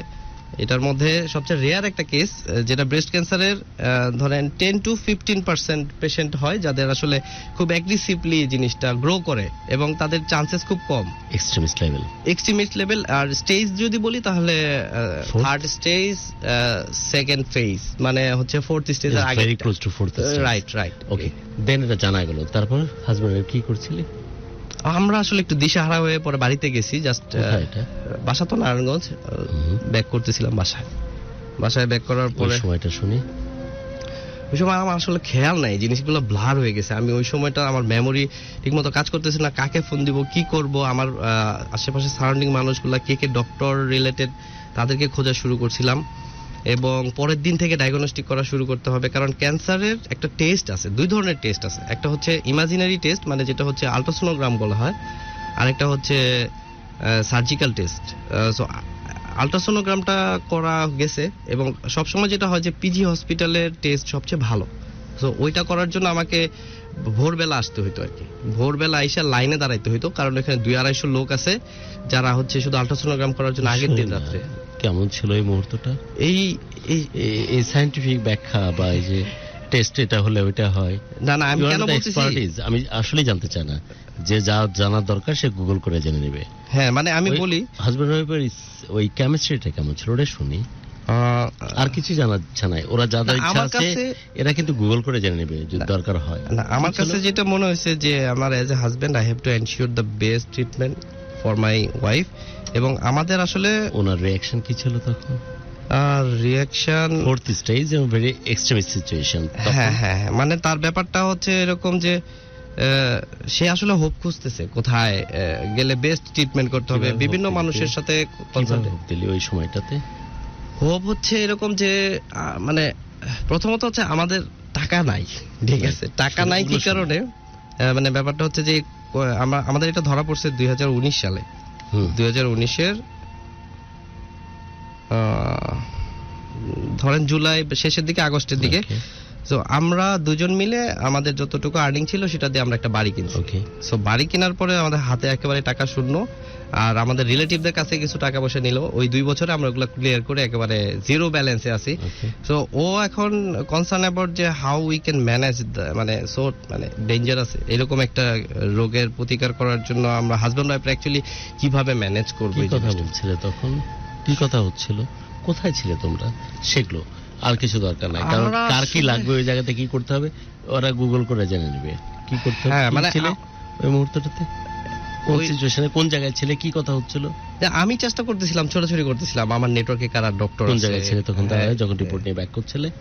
রিপোর্ট নিয়ে ব্যাক করে আমরা বাসায় চলে যাই ওই দিন, আর ওই দিন কিছু করার সুযোগ হয় নাই। পরের দিন সকালবেলা ওঠার পর থেকে আমরা, সে তার মতো করে আবার জবেই ব্যাক করছে, অফিসে গিয়ে আলাপ করছে এই ধরনের সমস্যা। সো রিলেটেড যেসব পিপল আছে তোমার সাথে কি আলাপ হয়েছে? আমার সাথে আলাপ বলতে কি, আলাপগুলো আসলে না আমার কাছে একটু ফ্রেডি মনে হয়। ওই সময়টাতে আমি এক ধরনের ট্রমাটাইজড হয়ে গেছি, ঠিক আছে, যে ওর সাথে আমার ইন্টারাকশন হচ্ছে, পাশাপাশি বেশি ইন্টারাকশন হচ্ছে, ইন্টারাকশনটা বেশি হচ্ছে আসলে সারাউন্ডিং পিপলদের সাথে। কারণ হচ্ছে ক্যান ইউ রিকল কি হচ্ছিল কথাবার্তা ওই সময়টাতে? আমি একটু তখন বলি, আমি একটু বললে আপনি হয়তো পরে জিনিসটা করতে পারবেন, রিলেট করতে পারবেন। আমি অনেক ক্লোজলি ওর সাথে অনেক ধরনের বিষয় আলাপ করছি। ধরেন এই প্রাইমারি স্টেজে আসলে আমরা ছোটাছুটি করতেছিলাম যে কিভাবে এনশিওর করব বিষয়গুলো। সো আমি প্রথম আমার মানে ওয়াইফের যে বাবার বাড়িতে যারা ছিল ইনভলভ তাদেরকে বিষয়টা জানাই। তো ওইখান থেকে ওনারাও একটু এই জিনিসটা শকড হয়েছে ব্যাপারটা নিয়ে, যে এইরকম কিছু একটা হবে এটা ওনারাও এক্সপেক্ট করে নাই। আর আমরা তো আসলে সত্যিকার অর্থে দুইজনে তখন একটা উকুল পাথারের মধ্যে পড়ে যাওয়ার মতো বিষয় আসলে, যে মানে কি ঠিক, মানে কোনটা থেকে কোনটা করব, মানে কিভাবে করব, কোত্থেকে শুরু করব। সো পরের দিন আমি ওকে নিয়ে গেলাম হচ্ছে আমাদের নারায়ণগঞ্জেই একটা ডায়াগনস্টিকে যে ডক্টররা বসে যারা ক্যান্সার বিশেষজ্ঞ, ওনার সাথে কথা বললাম। কথা বলার পরে উনি বললো যে ফার্স্টে সার্জারি করে ফেলি। তো আমার কাছে জিনিসটা মনে হয়েছে যে সার্জারি করব আগে না, মানে ক্যান্সারের 3টা স্টেজ আছে, সার্জারি, আরেকটা হচ্ছে মানে কেমোথেরাপি, আরেকটা হচ্ছে রেডিয়েশন। সো প্রথম ডিসাইড করতে হয় যে কোনটা দিয়ে শুরু করব। তো উনি মূলত হচ্ছে সার্জন। তো আমার কাছে মনে হচ্ছে যে অ্যাজ এ সার্জন সে যদি সার্জারি করে ফেলে তার ডিউটিটা শেষ, এরপর আমি পেশেন্টকে নিয়ে কোথায় যাব। তো আমার একটা অঙ্কোলজি ভালো ডাক্তারের সাথে আলাপ করতে হবে। তখন আমি সার্চ করলাম, করে আমি এখানে মহাখালীতে যেটা আছে ক্যান্সার ইনস্টিটিউট, এটার একটা খবর পেলাম। তারপরে হচ্ছে আমার এক বড় ভাইয়ের থ্রুতে হচ্ছে এটা সিএমএস বলে, সিএমএইচ এ একজন বিশেষজ্ঞের সাথে কথা বললাম। উনি আমাকে বললেন যে আসলে তোমার জন্য বেস্ট হবে আসলে পিজি হাসপাতালেই ট্রিটমেন্ট করা। ততদিনে আসলে পিজি হাসপাতালে আমার কে পরিচিত আছে এইভাবে খুঁজতে খুঁজতে আমি পেয়ে গেলাম হচ্ছে আমার ফ্রেন্ডের সিস্টার ইন ল, শালি। তো উনি আসলে ডক্টর বাড়ির সাথে এমডি করছেন, ওর নাম হচ্ছে শারিন। তো শারিনের সাথে ডিসকাস করার পর বললো ভাই আপনি চলে আসেন, কালকে দেখা করি। সো আমরা যে আসতেছি না, মানে আমরা যে আসবো, ঠিক আছে, এসে যে একটা ট্রিটমেন্ট শুরু করব, এটার কনসালটেন্সি করার পরে জানতে পারলাম যে এটা ফার্স্ট কেমো নেওয়ার জন্য অনেক টাকার প্রয়োজন। এক নম্বর হচ্ছে ফার্স্ট কেমো আমাদের ছিল 48,000 টাকা, সব খরচ মিলে 55,000 টাকার মতো লাগবে। সো মানে আমাদের হাতে এত টাকা নাইও অ্যাকচুয়ালি। সো আমরা দুজনে ওয়ে আউট করতেছিলাম কিভাবে কি করা যায়। আমি বললাম তুমি চিন্তা করো না, মানে যদি প্রয়োজন হয় আমি সবকিছু করতে রাজি আছি, হোয়াট এভার ইট ইজ। তো আমি চেষ্টা করতেছিলাম মানি অ্যারেঞ্জ করার জন্য, এবং ধরেন 2-3 দিনের মধ্যে আমরা ফার্স্ট কেমোটা দিয়ে দিছি ওকে। তো ফার্স্ট কেমো কমপ্লিট করার পরে পিজি হাসপাতালে থেকে, মানে কেমো জিনিসটা যে কি এটা আসলে যারা দিছে তারা ছাড়া কেউ বলতে পারবে না পৃথিবীতে। যদি জ্বলন্ত কোনো জাহান্নামের আগুনের দরকার হয় তাহলে তাকে একটা কেমো দিতে হবে। একটা সুন্দর মানুষ যে দেখতে ধরেন লাস্যময়ী, সো ফার্স্ট কেমোর পরে উইথিন 1 উইক সে তার চুল পড়ে গেল, ভুরু পড়ে গেল, মানে মোটা স্থূলতা চলে আসলো এবং শরীরে জ্বালা পোড়া শুরু হয়ে গেল। তো ফার্স্ট কেমোর পরে যে এই রিয়াকশন দেখার পরে অ্যাজ এ হাজব্যান্ড আমার কাছে আর সহ্য হচ্ছিল না যে তার জন্য একটা এসি ম্যানেজ করতে হবে আমার বাসায়। তখন আমি অনেকটা অপারগ হয়েই আমার মানে ওয়াইফের বড় ভাইকে বললাম, ভাই আপনি কি একটা এসি অ্যাফোর্ড করে দিতে পারবেন আমাকে, ওর অনেক কষ্ট হচ্ছে। Here is that. সো আমরা 6 মাস ট্রিটমেন্ট করছি বাংলাদেশে। ট্রিটমেন্ট করার পরে শালীন নামে যেই আমার ফ্রেন্ডের শালি ছিল, সে হঠাৎ করে না থার্ড কেমোর পর থেকে আমাদের সাথে ডিসকন্টিনিউ করা শুরু করলো, যোগাযোগই করে না।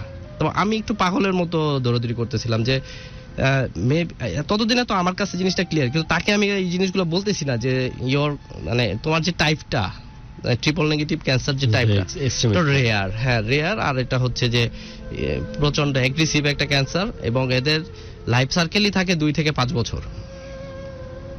এই 2 থেকে 5 বছর সার্ভাইভ করতে পারবে এরকম জিনিসপত্র যদি তার মধ্যে ঢুকে, তাহলে তার বেঁচে থাকার আশা বা ইয়েটাই নষ্ট হয়ে যাবে। সো মানে আমি এনশিওর করছি যে ওই সার্জিক্যাল যে টেস্ট আছে, টেস্টের রিপোর্টটা তখন হচ্ছে মাউন্ট এলিজাবেথের বাংলাদেশের রিপ্রেজেন্টেটিভ আমার ইউনিভার্সিটি এক ছোট ভাই ছিল, ওর থ্রুতে আমি স্যাম্পলটা পাঠায় দিই সিঙ্গাপুরে।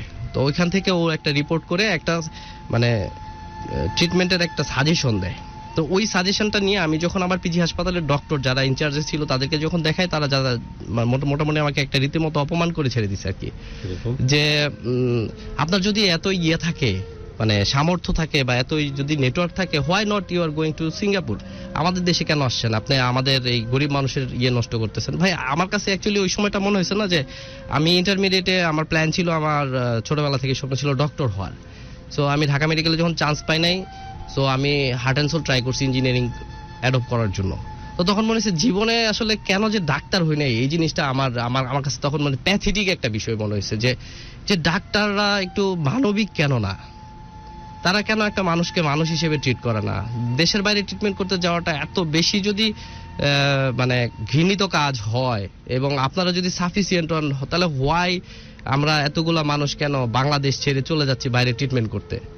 প্রবলেমটা হচ্ছে যে আমাদের প্রচুর জনগণ এখানে, এত মানুষের ভিড়ে অ্যাকচুয়ালি আমরা যে একটা মানুষকে একটা ডক্টরকে রিচ করব, ডক্টরের যে মানবিক দিকগুলো থাকবে, তখন আমার কাছে মনে হয়েছে যে আমরা জাস্ট একটা মানে এই দেশে হোয়াট এভার ইউ আর, যত বড় মাপের মানুষই হন, আপনার যদি চিপায় পড়েন, আপনি যদি আপনার সাফিসিয়েন্ট অ্যামাউন্টের টাকা না থাকে, আপনি যদি ভালো একটা জায়গায় ট্রিটমেন্ট করতে না যান, সরকারি জায়গায় যান, you are treat like as a animal, মানে নট এ হিউম্যান বিং। আমার কাছে জিনিসগুলো খারাপ লাগতো ওই সময়।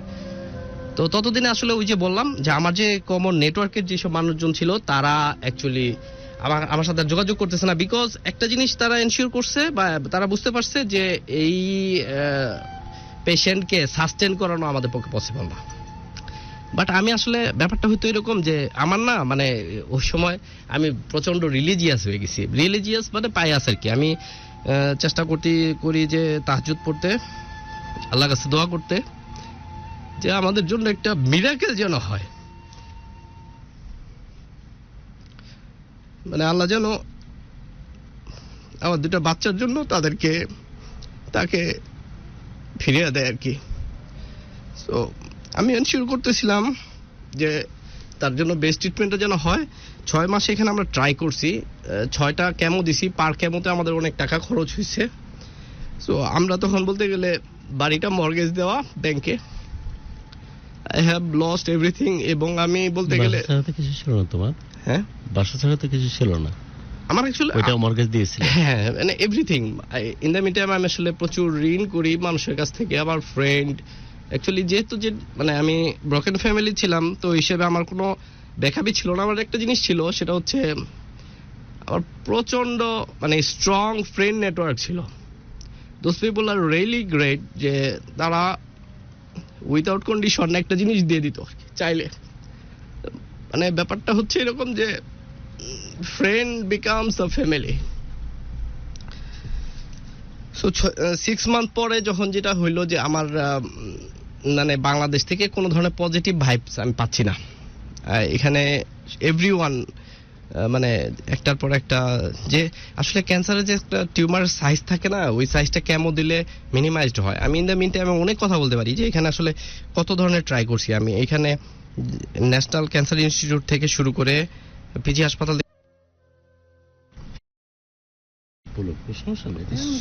সো মানে যে কোনো হসপিটাল যেগুলা মানে প্রমিনেন্ট বাংলাদেশে, এভরিওয়ান যতগুলো ডাক্তার আছে যাদেরকে ক্যান্সারে বাংলাদেশে এখন গ্রিক বলা যায়, তাদের সবাইকে ট্রাই আপ করছি। ট্রাই করার পরে দেখলাম যে মানে no one give me the satisfactory answer. তো পরে যেটা হয়েছে যে আমরা ডিসাইড করি যে চলো আমরা সিঙ্গাপুর যাই। আমি সিঙ্গাপুরের কস্টিং নিলাম, এখানে অনেক টাকা লাগবে। হ্যাঁ নাকি না না, সিঙ্গাপুরে আসলে মাউন্ট এলিজাবেথে ক্যান্সার ট্রিটমেন্ট হয় না, বাট সিঙ্গাপুরে ন্যাশনাল সরকারি যেটা ন্যাশনাল ক্যান্সার সেন্টার যেটা, ওইখান সিঙ্গাপুরের ট্রিটমেন্ট অত বেশি না, কিন্তু লিভিং কস্ট অনেক বেশি। এগুলা হিসাব কিতাব করে দেখলাম যে আই ক্যান্ট অ্যাফোর্ড দ্যাট। থাইল্যান্ডেও আমি অ্যাফোর্ড করতে পারবো না। গান থ্রু দ্য সিচুয়েশন যেন বলতেছি, আচ্ছা আচ্ছা, ওই যেটা বলা হচ্ছে ওখানে ট্রিটমেন্ট আসে না। কিন্তু পরে আমি দেখলাম যে সাউথ এশিয়ার মধ্যে প্রমিনেন্ট হচ্ছে টাটা মেমোরিয়াল ক্যান্সার ইনস্টিটিউট বা ক্যান্সার হসপিটাল ইন মুম্বাই। হ্যাঁ, মুম্বাই আরো 3টা ব্রাঞ্চেস ছিল, বাট আমার কাছে যেটা মনে হলো যে মুম্বাই, নাভি মুম্বাইয়ে একটা নতুন রিসার্চ ইনস্টিটিউট আছে যারা হচ্ছে R&D করে, রিসার্চ এন্ড ডেভেলপমেন্ট করে, যারা একটু রেয়ার কেস তাদেরকে নিয়ে আলাদাভাবে টেক কেয়ার করা হয়। সো আমি ভাবলাম যে তাহলে এটা আমি অপরচুনিটিটা নেই। তাদের সাথে কথা বললাম, কথা বলে ওখান থেকে অ্যাপয়েন্টমেন্ট নিলাম। এভরিথিং অ্যারেঞ্জ করার পর আমরা ফ্লাই করলাম হচ্ছে 2020 জানুয়ারি মাসে, জাস্ট কোভিডের আগে জানুয়ারি 25 তারিখে আমরা ফ্লাই করছি। আমরা কলকাতায় ওখানে গিয়ে ফর দ্য ফার্স্ট শেষের দিকে আসছি, একটু যদি ক্লোজ করে নিয়ে আসা হয় প্রোগ্রাম। জি, তো ক্যান্সারের পুরো 9 মাসের জার্নিতে আমি মুম্বাইয়ের দিকে, মুম্বাইয়ে মানে কোভিডের মধ্যে আরেক ধরনের চ্যালেঞ্জ আমি মোকাবেলা করছি ওকে নিয়ে। মানে কোনো ডক্টর রাজি হচ্ছে না, তার অপারেশন করতে হবে, কারণ কেমোর যে ইয়েটা আছে মানে সার্কেলটা ওটা প্রায় শেষের দিক দিয়ে। তো কেমন শেষ হওয়ার পরে তো আমাকে অপারেশন বা সার্জারিতে যেতে হবে। এখন কোভিডের কারণে সবগুলো হসপিটালে আসলে আমাদেরকে অপারেশনের ইয়েটা নিতে চাচ্ছে না। সো গ্রেটফুল একটা ইন্ডিয়ান ডক্টর ছিল যে চ্যালেঞ্জটা নিছে। হায়দ্রাবাদ থেকে এসে উনি আমাদের একটা মাসিনা হসপিটাল নামে একটা হসপিটালে ইয়ে করে কেমন, এটা মুম্বাইয়েই ছিল। আমরা টাটা মেমোরিয়ালের সাথেই অ্যাফিলিয়েটেড ছিলাম এবং ওইখানে যেটা হয়েছে যে ওরা আমাদেরকে কিছুটা হলেও মানে মানবিক দৃষ্টিকোণ থেকে মানে অ্যাজ এ ইয়াং মানে কি বলবো কাপল, তারা চেষ্টা করছে যে তাদের সাধ্যমতো ইয়ে করার। তবে একটা প্রবলেম এখানকার মতো এখানেও আছে, সেটা বললেই না, সেটা হচ্ছে সরকারি হসপিটালে অনেক বেশি প্রেশার থাকে। আমরা সকাল 10টায় ঢুকতাম হসপিটালে, মানে আমরা শিওর ছিলাম না আমাদের 7টা বাজে, রাতে সন্ধ্যা 7টায় ডাক্তার দেখবে, 10:30টায় দেখবে না 12টায় দেখবে। আমাদেরকে ওয়েট করতে হতো লবিতে, বিকজ ওইখানে সব সিরিয়াস পেশেন্ট গুলাকে প্রায়োরিটাইজ করা হতো যে আমার আগে কাকে প্রায়োরিটাইজ করলে হবে, কারণ অনেক বেশি রাশ ওইখানটায়। তো এরকম একটা সিচুয়েশন আমার মুম্বাই অনেক অনেক অনেক অনেক গল্প আছে। ওইখানে আমার কিছু ফ্রেন্ডস আর ফ্যামিলি তৈরি হয়। আমি বাংলাদেশের এখান থেকে 2জনের নাম না বললে না, যাদের আসলে ওনারা আমাকে অনেক হেল্প করছে। এক নাম্বার, প্রথমত হচ্ছে ওইখানে একটা স্যানিটেরিয়াম আছে। অ্যাকচুয়ালি মুম্বাই যারা ট্রিটমেন্টে যায় ওদের থাকা এবং খাওয়ার যে কষ্টটা, এটা আমরা প্রথম 22 দিনেই টের পেয়ে গেছি। এখানে অনেক বেশি কস্টলি এবং থাকার গুণগত জায়গাটা নাই, যেখানে ইঁদুরের সাইজ বিড়ালের চাইতে বেশি বড়। মানে এমন সব সিচুয়েশনে থাকা আমাদের পক্ষে সম্ভব হচ্ছিল না। আমরা আসলে মিনিমাম একটা জায়গা খুঁজতেছিলাম, তখন আমাদেরকে একটা হেল্প করছে একজন। উনি ইনফরমেশন দিল যে আগে এটা হচ্ছে একটা চ্যারিটি অর্গানাইজেশন চালায় যেটাকে স্যানিটেরিয়াম বলে। সো মুম্বাইয়ের আন্টোফিলে ওইরকম একটা স্যানিটেরিয়াম ছিল, যেখানে আবেদনপত্র জমা দিলে আপনার খালি হওয়া সাপেক্ষে আপনাকে অ্যালটমেন্ট দিবে। ওরা রেডিমেড অ্যাপার্টমেন্ট টাইপের করছে, বাট এই বিল্ডিং গুলো 200 বছরের পুরনো। ওই সময়টাতে ওইখানে আপনার যখন সবচেয়ে বেশি হাইস্ট রোগে, একসময় টিবি রোগের জন্য ওই পেশেন্টরা বাইরে থেকে যারা যাইতো তারা ওইখানে থাকতে পারতো। তো ওইখানে যাওয়ার পর বাঙালি একটা কমিউনিটিও পাইছি আমি ওইখানে। আমার সাথে আমার এজের প্লাস আমার এজের কাছাকাছি যারা ছিল তাদের একটা মানে ইন্ডিয়ান বলেন বাংলাদেশি বলেন এদেরকে নিয়ে একটা কমিউনিটির ব্যাপার তৈরি হয়েছিল। আমরা একজন আরেকজনের সুখ দুঃখগুলো শেয়ার করতে পারতাম।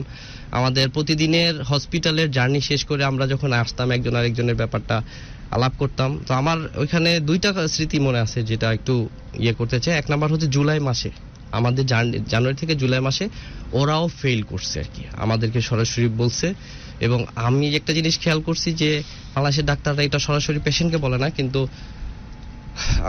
জয়া ম্যাডাম ছিলেন, উনি কলকাতার ডাক্তার, তো উনি বলতেছিল যে আমার ওয়াইফের নাম আরফিন জাহান, তো বলতেছে আরফিন সত্যি কথা বলতে কি যে আমরা আসলে সরি তোমাকে জানাইতে হচ্ছে যে এটা কিউরেবল না, 1। 2 নাম্বার হচ্ছে যে এটা তোমার জন্য পজিটিভ, কারণ তুমি জানো যে তুমি মারা যেতে মানে কি বলে মরে যেতে মানে তুমি এখন দুনিয়া থেকে বিদায় নিতে যাচ্ছ, এটা তোমাকে আগে কেউ অ্যাকনলেজমেন্ট দিচ্ছে, বাট আমি বা তোমার হাজবেন্ড কেউ জানি না আমরা আসলে কখন মারা যাব। So you have the time to prepare yourself. It's positive. পরে আমার কাছে মনে হচ্ছে পজিটিভ, কারণ তাকে মেন্টালি বিল্ড আপ করতেছে যে যতদিন সময় তুমি নিজের মাইন্ডসেটকে পজিটিভ রাখবা ঠিক ততদিন তুমি বাঁচবা। সো আমার ওয়াইফ জুলাই থেকে পরের বছর জানুয়ারি 25 তারিখ পর্যন্ত বেঁচে ছিল। সো আমি যেটা মনে করি যে 6 মাস সাস্টেন করার পেছনে আল্লাহ তাকে হায়াত রাখছে ডেফিনেটলি এই সময় পর্যন্ত, বাট উনি মানসিক জোরের কারণে বেঁচে গেছে। আর উনি সবসময় ডক্টরদের একটা কথা বলতো যে আমাকে আর কিছুদিন বেঁচে থাকার খুব দরকার, কারণ আমার মেয়েগুলো, আমার 2টা মেয়ে, তারা যদি স্বাবলম্বী হয় এটা দেখে যদি আমি মারা যেতে পারি, মানে এটা আমাদের জন্য সবচেয়ে বেস্ট, মানে আমার জন্য পজিটিভ আর কি। সো এটা একটা। আরেকটা বিষয়, ওই সময় আমি স্ট্রাগল করতেছিলাম, ওইখানে স্ট্রাগল বলতে হচ্ছে ফাইন্যান্সিয়াল স্ট্রাগল, কারণ বাংলাদেশ থেকে টাকা নেওয়ার কোনো অপরচুনিটি ছিল না। তো ইন্ডিয়ান যারা আমাকে ওইখানে করছে, হেল্প করছে, ওই মানুষগুলোর মধ্যে অনেকগুলো মানুষের নামই আসে, তো নাম বলতেছি না। তো প্রথম যেটা ব্যাপারটা হচ্ছে তারা আমাকে ট্রাস্ট করতো অ্যাজ এ মুসলিম। আমার কমিটমেন্ট ছিল যে যেদিন আমি বাংলাদেশ থেকে টাকা আনতে পারবো I will pay everything for you. আমি ইভেন অপারেশনটাকেও বলতে গেলে বাকিতে করাইছি। কত বাকি নেওয়ার সুযোগ হয়েছিল ওখানে? আমার ওখানে 50,000 রুপি আমাকে বাকি, মানে 3 লাখ আমি অ্যারেঞ্জ করতে পারছি সামহাও। আমাদের কাছে কিছু ডলার ছিল, ওগুলা দিয়ে মিলে কত টাকা ওরা বাকি দিয়েছিল? আমার মানে শুধু বাসা ভাড়ায় বলতে গেলে তখন অ্যারাউন্ড কত 5 লাখের মতো। অল এন্ড ওভারেজ সব মিলিয়ে কত টাকা বাকি দিয়েছিল ওরা? 5 লাখ ধরতে পারেন, 5.5 লাখের মতো বাংলাদেশ টাকা। হ্যাঁ, মানে এটা বিভিন্ন মানুষের কাছে বাকি ছিল। আন্ডারস্ট্যান্ড। 5.5 থেকে 6 লাখ টাকা। হ্যাঁ হ্যাঁ, ওটা ছিল। এখানে ফিরে আসার পর সে টাকা তুমি? না, আমি জাস্ট কোভিড এর পরে যখন চ্যানেল ওপেন হয়েছে যেখানে আমি টাকা নিয়ে যেতে পারতেছি, কারণ ব্যাংকগুলো বন্ধ হয়ে গেছে, এটিএম বুথ মানুষ টাচ করতে পারতেছে না, আর ইন্ডিয়ায় যেভাবে মানুষ মারা যাচ্ছে ভয়ঙ্কর একটা সিচুয়েশন। ওই সিচুয়েশনে আমাদের 21 দিন হসপিটালের ছিল, এগ্রিমেন্ট ছিল। ওনারা 17 দিনের মাথায় আমাকে জাস্ট পেশেন্টকে কোলের উপর দিয়ে বলছে আমাদের হসপিটাল সিলগালা করে দেওয়া হয়েছে, you have to go back. আমাকে জাস্ট আমার ওয়াইফের 35টা শরীরের অপারেশন করা হয়েছে, 35টা জায়গাকে ড্রেসিং করতে হইতো নিজে। আমার মনে হচ্ছিল যে ওই সময় আমি সবচেয়ে প্রিয় মানুষের ক্ষত বিক্ষত শরীরটাকে আমি জাস্ট অপারেশন।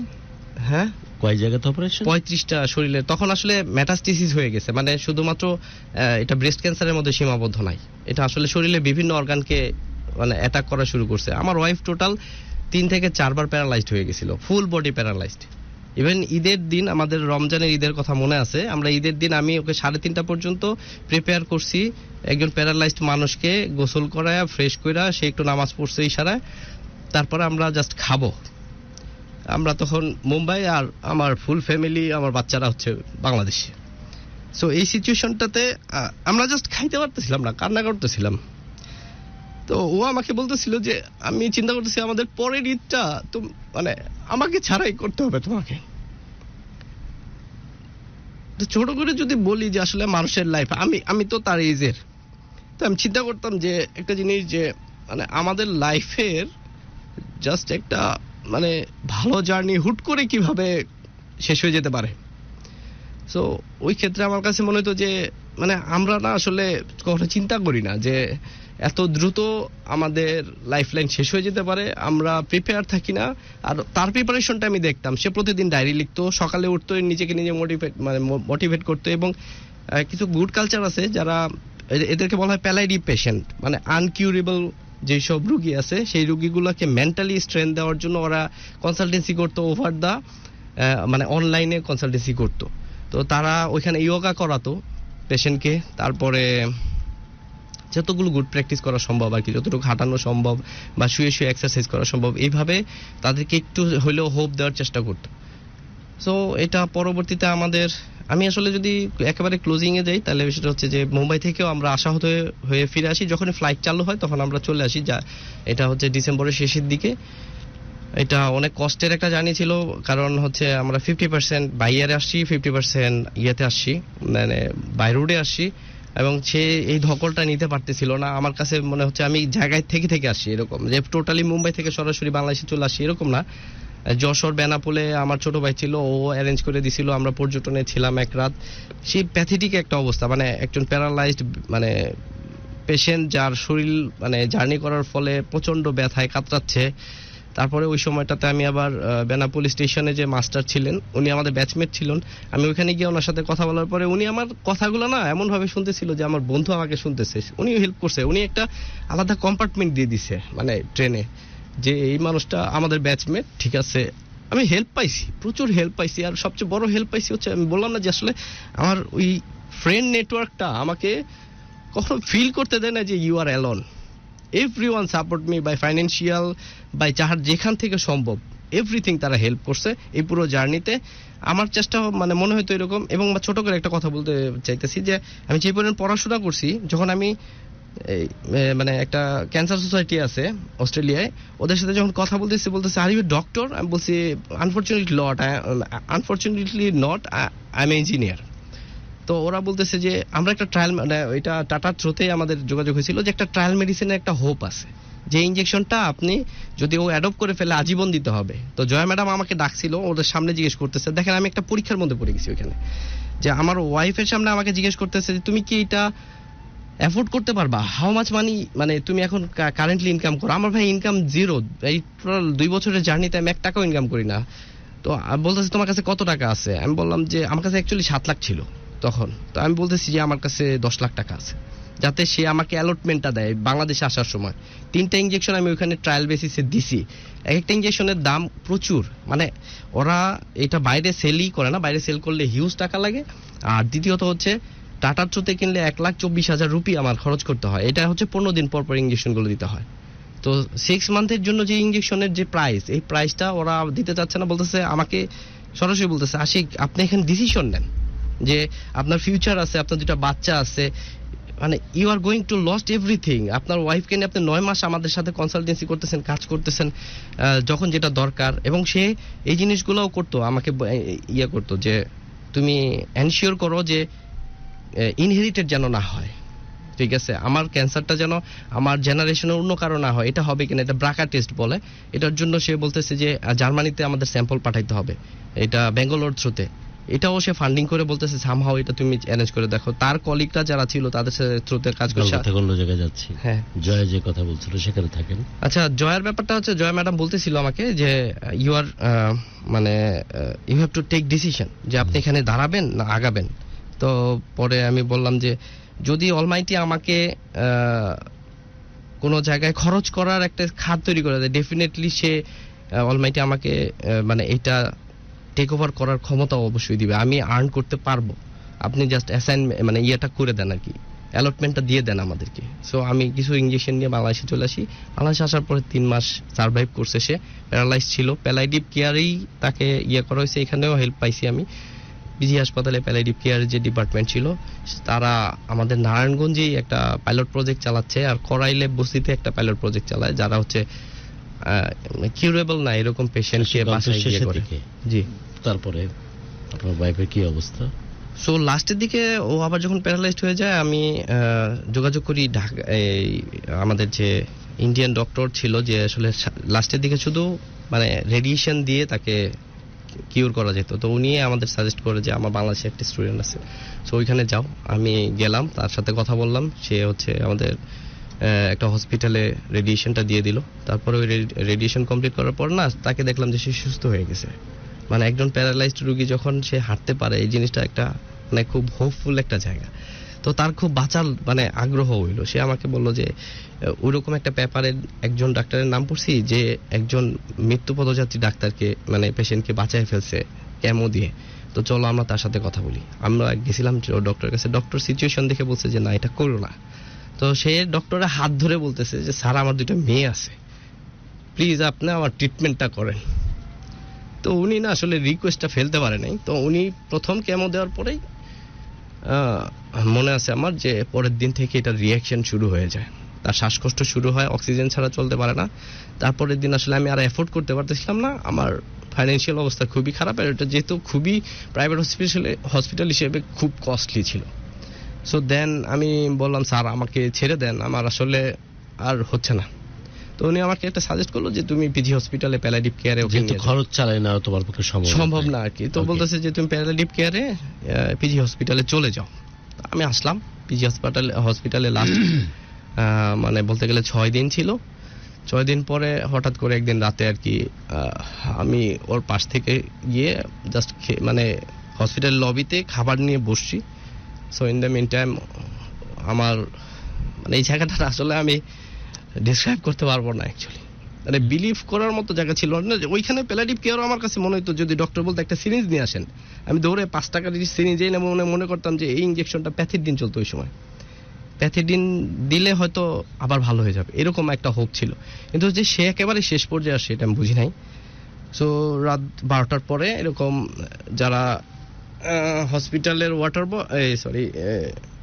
হসপিটালের ওয়ার্ড বয় সে এসে বললো আশিক ভাই ভাত খাচ্ছেন? আমি বললাম জি। পরে বললো না খান। আমি বললাম কিছু একটা তো হয়েছে, কি হয়েছে বলো। পরে আমি ভাতটা রেখে গেলাম, যাওয়ার পরে ডক্টর বলতেছে ওনাকে কলমা পড়ান, এবং লাস্ট যেটা হয়েছে যে আমার কোলের উপর মাথা রেখে হয়তো কিছু বলতে চাচ্ছে বাট বলতে পারে নাই। প্যাথিডিনের একটা ছিল, ইফেক্ট ছিল যে ব্যথাটা সে বন্ধ করে দিবে, কিন্তু নিস্তেজ করে ফেলে, এবং সে সজাগ হওয়ার চেষ্টা করতেছিল। বাট যেটা হয় না যে শেষ মুহূর্তে কি হয় এটা আমি জানি না, কিন্তু মনে হচ্ছে যে সে চলে যাচ্ছে। সো ওই সময় আমি কলমা পড়াচ্ছি, বারবার বলতেছি come back, I love you. আমি কখনো আই লাভ ইউ বলি নাই ওকে, তো এইবার আমি শেষবারের মতো বলছি আর কি। আর সরিও বলতেছিলাম যে আমি আসলে মনে হয় পারতেছিলাম না আর কি। তারপর ডক্টর লিখে শুরু করছে মারা গেছে। তো ডাক্তার এসে আমাকে জিজ্ঞেস করে মানে আমাকে টেবিলে রেখেই বলতেছে নাম, বাবার নাম, ঠিকানা এগুলো ঠিকঠাক বলেন, এই আর কি। লাস্টের দিকে আমি ডাক্তারকে জিজ্ঞেস করি আর ইউ শিওর যে আমার ওয়াইফ আর বেঁচে নেই? That's it. The end of the story.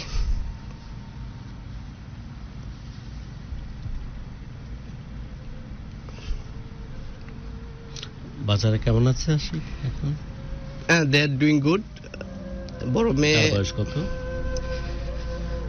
বড় মেয়ের 10 কমপ্লিট হইলো জানুয়ারি কি নাম ওর? ডিসেম্বরের 5 তারিখে কমপ্লিট হয়েছে আর কি। কি নাম ওর? যারা যারা এবং আমার 2 বাচ্চার নামও আমার ওয়াইফের নামে। বড় মেয়ের নাম যারা বিনতে জাহান। সাধারণত বাবার নাম লাস্টে থাকে, আমি চেষ্টা করছি ওদের মার পরিচয়টা রাখার। ওর নাম হচ্ছে আরফিন জাহান, আমি 2 বাচ্চার নাম রাখছি যারা বিনতে জাহান এন্ড সারা বিনতে জাহান। এখন ট্রাই করতেছি বা বাচ্চার ইন্সপিরেশন যে জায়গাটাতে আই নিড মানি, বিকজ আমি আমার ওয়াইফের নামে একটা ফাউন্ডেশন করতে চাই, যেটা অ্যাকচুয়ালি আসলে ক্যান্সারে ভোগা প্রত্যেকটা ফ্যামিলি বা প্রত্যেকটা লাইফই একটা উপন্যাস। আমি তো অনেক মানুষের সাথে ইনভলভ ছিলাম, এবং যেটা হয়েছে যে ওদের হিস্ট্রিগুলো আমি জানি। সো এই মানুষগুলোর কষ্টগুলো আমার কাছে ভাবায়, আমি ওদের জন্য কিছু করতে পারলে আমার মনে হয় আমার ওয়াইফও হ্যাপি হবে। সো ওই জায়গাটাতে কাজ করতে চাই যে নেক্সট আমার যে অ্যারেঞ্জমেন্ট দরকার বা যে মানি ফ্লো দরকার, সেটার জন্য আমি সেকেন্ড টাইম আবার মারা যাওয়ার পর আমি বলতে গেলে পাগল ছিলাম 1 বছর। শুনে এই সময়কার কথা। বাসায় থাকতাম, মোবাইল স্ক্রিনে একটা ছবি আছে এরকম যে আমার লালনের মতো বড় চুল ছিল, চুল দাড়ি কিছুই কাটতাম না। বাসায় সবাই আসতো, রিলেটিভরা বলতো যে ওকে আবার বিয়ে দিয়ে দাও, ও পাগল হয়ে গেছে। ওই মানুষটা আসলে যেভাবে আছে আমার সাথে আমি যাই, প্রতি সপ্তাহে একবার করে যাই, কবরের সামনে দাঁড়াই। মনে হয় যে আমার ওইরকম যে আমি শাহজালাল ভার্সিটি থেকে জাহাঙ্গীরনগর জার্নি করে তার সাথে দেখা করতে যাচ্ছি। I wait for that. মানে উইকলি শুক্রবারে আসরের পরে মানুষ কম থাকে, So, ওই সময়টাতে আমি যখন যে আমার ভিতরে ওই এক্সাইটমেন্টটা কাজ করে যে weekly I am going to meet my beloved. এভাবে ভালোবাসে কেউ মানুষকে? তারপর এরপর ঘুরে দাঁড়ানোর গল্প আছে, শুনি, ডিটেল শুনি। সেটার ব্যাপারটা হচ্ছে যে 1 বছরের গল্প শুনি। 1 বছর পরে আমি আসলে তখন গল্পটা শুনি, মিস করার গল্পটা শুনি। আমি তাকে মিস অনেকের সাথে মেলে না। মানে আমি এটা তখন মানুষ হয়তো কি জানো? এরকম যে মানে কিছু সারাদিন মানুষ সারা রাত এরকম আছে, স্রোতের বিপরীতে সাঁতার কাটে, অনেক যত্ন করে ভালোবাসে তার কাছে মানুষ। So- শুনুক, আমরা শুধরায় যায় আমাদের মতো নোংরা মানুষজন। শুনি। ব্যাপারটা হচ্ছে যে ওই সারাদিন আমি ওই সব স্মৃতিতে বিচরণ করতাম। ওকে, রাতে ঘুমাইলে স্বপ্ন দেখতাম। তো একদিন আমি স্বপ্ন দেখছিলাম এরকম যে ডিটেল। স্বপ্ন দেখতেছিলাম যে আমি শুয়ে আছি, আমার ওয়াইফ নামাজ পড়তেছে আমার পাশে, এবং সে আমার হাতটা ধরে আমাকে টেনে তুলতেছে, সরি, এবং বারবার যেটা বলতেছে যে মানে বলতেছে না, আমি তার কথা ঠিক মতো বুঝতেছি না, বাট সে আমাকে বসায় নামাজ পড়ানোর প্ল্যান করতেছে, এরকম আর কি একটা সিন আসলো। তো তারপর আমি আসলে নর্মালি মানুষজন অ্যাভয়েড করে, বলতে গেলে সবচেয়ে বেশি নেটওয়ার্কিং করা একটা মানুষ, সবচেয়ে বেশি চুপচাপ একটা মানুষে পরিণত হয়েছি। তো আমি বললাম যে লেটস সি, মানে এটা মেন্টাল যেই ব্যাপার, কষ্টের ব্যাপারটা আছে, সেই ব্যাপারটাকে ফিজিক্যাল কষ্টে রূপ দিই। আমি সকালে ওঠা শুরু করলাম, যা মানে দৌড়ানো শুরু করলাম, তারপরে বাসা থেকে 80 টাকা নিয়ে বের হয়ে গেছি, বাংলাদেশ পুরোটা ঘুরবো। তো পুরোটা ঘুরছিও অ্যাকচুয়ালি, আমি 1 বছর টানা ঘুরছি। তারপরে ঘোরার পরে মনে হয়েছে যে যেই জায়গাগুলোতে তারে নিয়ে আমার মানে 9 মাসের একটা জার্নি ছিল, ওই জায়গায় ওই মানুষগুলোকে আবার দেখে আসি। সো আমি মুম্বাই 2023 সালে আবার গেছি।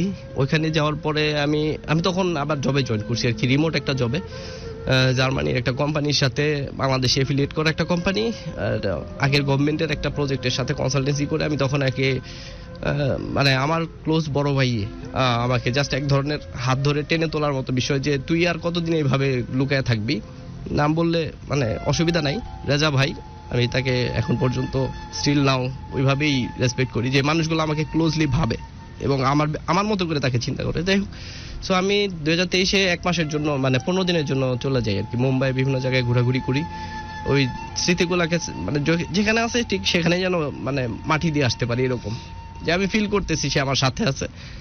আর পরবর্তীতে চেষ্টা করছিলাম যেটা, যে আমার তো অ্যাকচুয়ালি সে আমাকে অপূর্ণ করে যায় নাই, সে সবকিছু দিয়ে গেছে। বলতে গেলে আমার দুটা সবচেয়ে বেস্ট অ্যাসেট, বলতে গেলে আমার 2টা মেয়ে আছে, সো তাদের কথা ভাবতে হবে।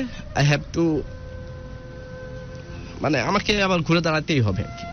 সো হিসাব করে পরবর্তীতে আবার লন্ডনের একটা কোম্পানিতে জয়েন করে কাজকর্ম রিমোটলি শুরু করি, এবং লাস্টলি যেটা হয়েছে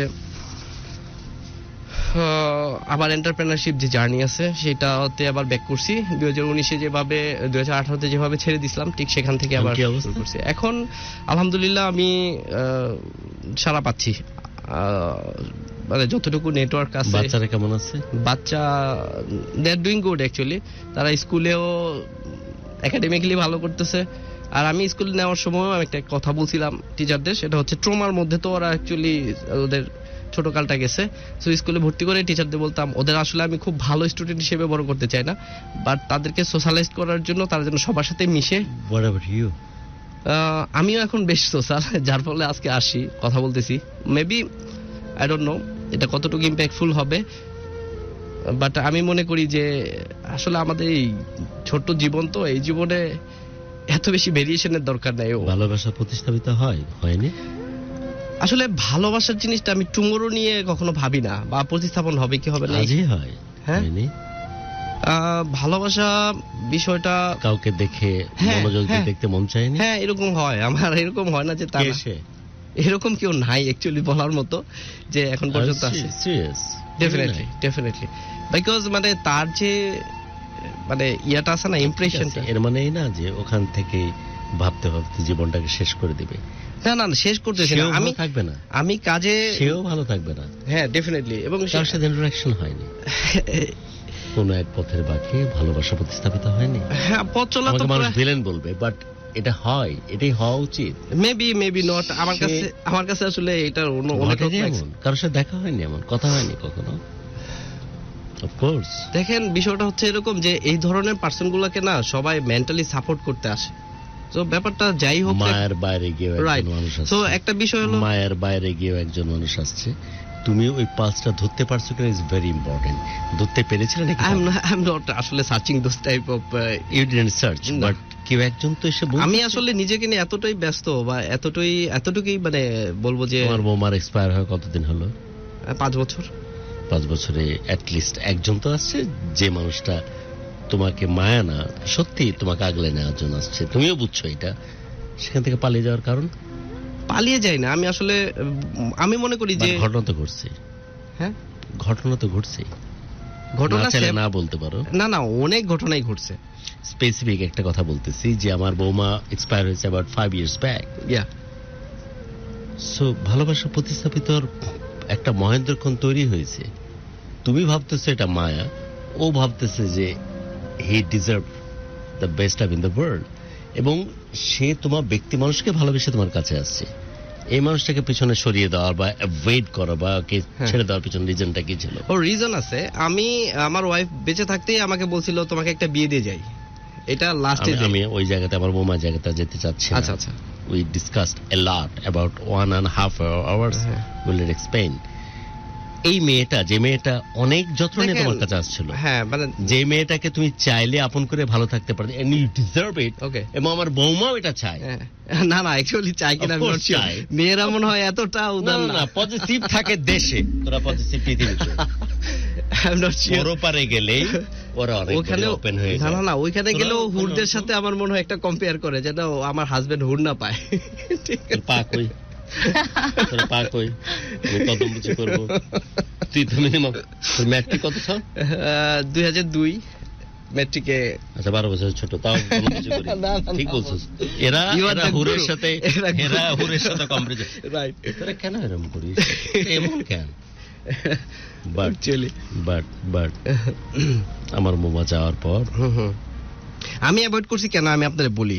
I have passed one, but there is someone. Sure হইতে পারে, একজন না একাধিক হইতে পারে। একাধিক হওয়ার কয়েকটা রিজন আছে। একটা হচ্ছে তোর লুক। হ্যাঁ হ্যাঁ হ্যাঁ, আমার লুক যথেষ্ট ভালো, আমি ইয়াং এখন, Of course it is. কিন্তু আমার এজের চিন্তা করলে আমি মানে 2/3 কমপ্লিট করে ফেলছি। একটা হচ্ছে তোর লুক। আমি বলছি, আমি যদি কোনো কারণে আমার পশ্চিমে আমার সূর্য হেলে যেত, মানে ব্যাংককে গিয়ে যদি আমি আমার না না না, মানে ওটি যাবো নাকি চেঞ্জ করতে?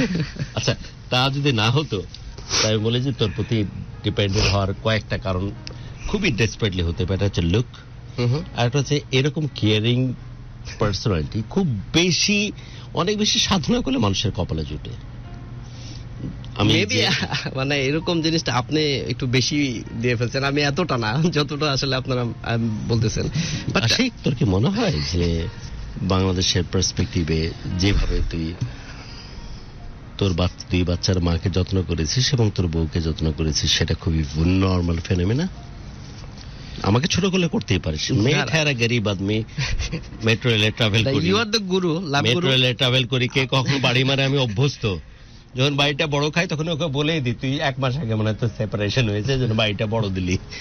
আমি যখন যত্ন করে বাড়ি দিই তখন বলে যে তোর মনে হয় ভালোবাসায় প্রেম খুব ভালো চলতেছে। আরো যত্ন করে বাড়ি দিই তখন বলে যে তোর মনে হয় পরকীয়া চলতেছে। সো আমি ইউজ টু, আমার জন্য কোনো ব্যাপার না বাপজান। বাট তোর কি আসলে মনে হয় যে এরকম কেয়ারিং মানুষ, এরকম ভালোবাসা মানুষ খুব বেশি সস্তা বাংলাদেশের পার্সপেক্টিভে? বাংলাদেশ বললেই যে অনেক ভালো ভালো বলতে হবে তা না, জাতীয় সঙ্গীত বলিনি যে দাঁড়ায় যেতে হবে। আসলে কি এত সস্তা না বেটা? না বাপজান, মিথ্যা বলতে মন চাচ্ছে বল, বাট না। আসলে কি আমার জীবনের জার্নির আমার মনে হয় 2/3 কমপ্লিট করে ফেলছি। লাস্ট ওয়ান এখানে আসলে নতুন করে truly deserve the example in terms of perspective of Bangladesh. এটা বলি আর না বলি, এটা সত্য কথা বাপজান। তোর ভালো থাকাটা জরুরি না? হ্যাঁ, আমার মনে হয় আমি ভালো আছি আর কি, খুবই ভালো আছি, কাজের মধ্যে আছি। ওই গল্পে যাচ্ছিলাম, ডেস্টিনেশনে যারা যারা কাছ থেকে পছন্দ করে, যারা মনে করে যে কোনো একটা মানুষ, কোনো একটা পুরুষ যেভাবে যত্ন করে কোনো একজন মানুষকে ভালোবেসেছে, আমার জন্য এই মানুষটা থাকুক, সে মানুষটাকে পর কেন করলে? অ্যাকচুয়ালি ওই যে আপনাকে এটা অ্যান্সার বারবার দিতে চাচ্ছি, সেটা হচ্ছে যে আমার লাইফ লাইনে আমার কাছে মনে হয় যে 2/3 আই হ্যাভ কমপ্লিটেড। আর লাস্টে যে আসলে কারোর সাথে এঙ্গেজমেন্ট থাকা মানে হচ্ছে ওই মানুষটার সাথে আবার কমিটমেন্ট করা। আমি যদি তার সাথে ওই কমিটমেন্টটা কমপ্লিট না করি, আবার Why didn't? আমার জার্নিটা শেষ হয়ে যায়, সে একটা ভিকটিম হয়ে যাবে। That's it. Why didn't you completed না till the last breath of my বৌমা? তোর তো ভয় থাকার কথা না, আর আমার থাকতে পারে, আরেকজন থাকতে পারে। না, দেখেন- You already proven না, in your personal life। আমি তো আসলে আমি তাকে ছাড়া ঠিক জার্নিটা পথে আছি, করতেছি আর কি। আমি তাকে আমি ছাড়া কি ডিবেটটা ঠিক পথে আছি কিনা? You already proven yourself, বাবজান।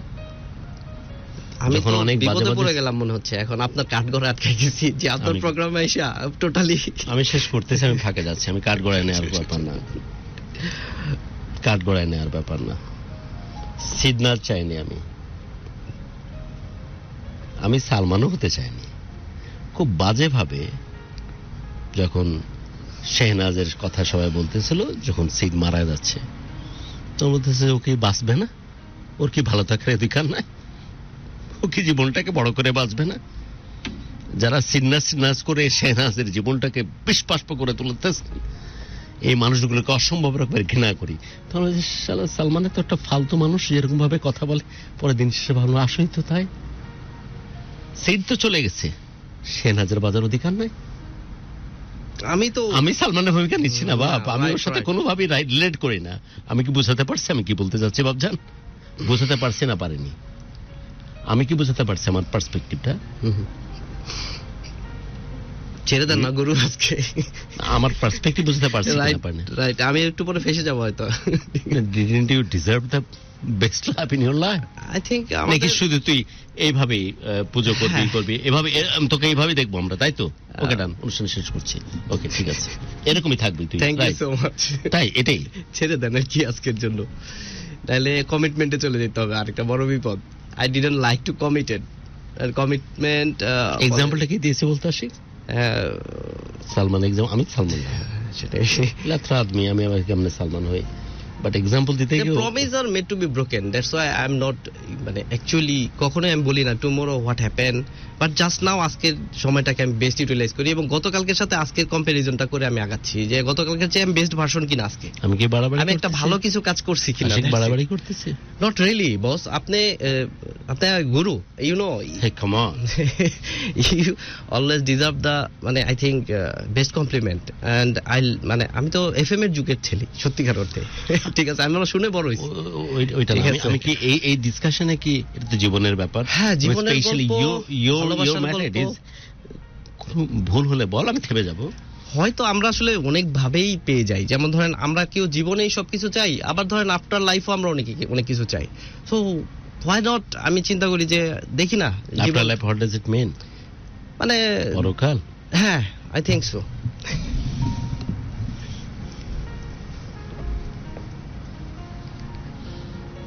আচ্ছা ঠিক আছে, তুই আসছিস সেঞ্জেল হওয়ার জন্য, ভালো থাক, বড় জীবনটাকে বড় করে বাঁচ। আর हम लोग ठहरा गरीब आदमी এই পাপে অসম্ভব রকমের কষ্টতে পচে ধ্বংস হয়ে যেতে চাই, and I deserve it, এবং এটাকে আমি ওয়েলকাম করতে চাই। তুই ভালো থাক, তোর অনেক ভালো। তোরা বয়সের অর্ধেক হওয়ার পর তোদের কদম পুঁজি করতে চাই, যাতে তোদের পা ছুঁয়ে আমি যেন হিল্লা হয়ে যায় ভবিষ্যতের পৃথিবীতে, হুড়দের কাছাকাছি যাওয়ার সুযোগ পাই। এই তো এটাই তো বলছিস।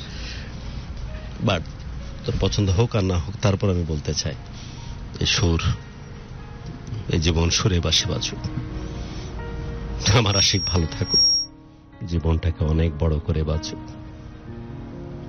হে ডিজার্ভ ইট।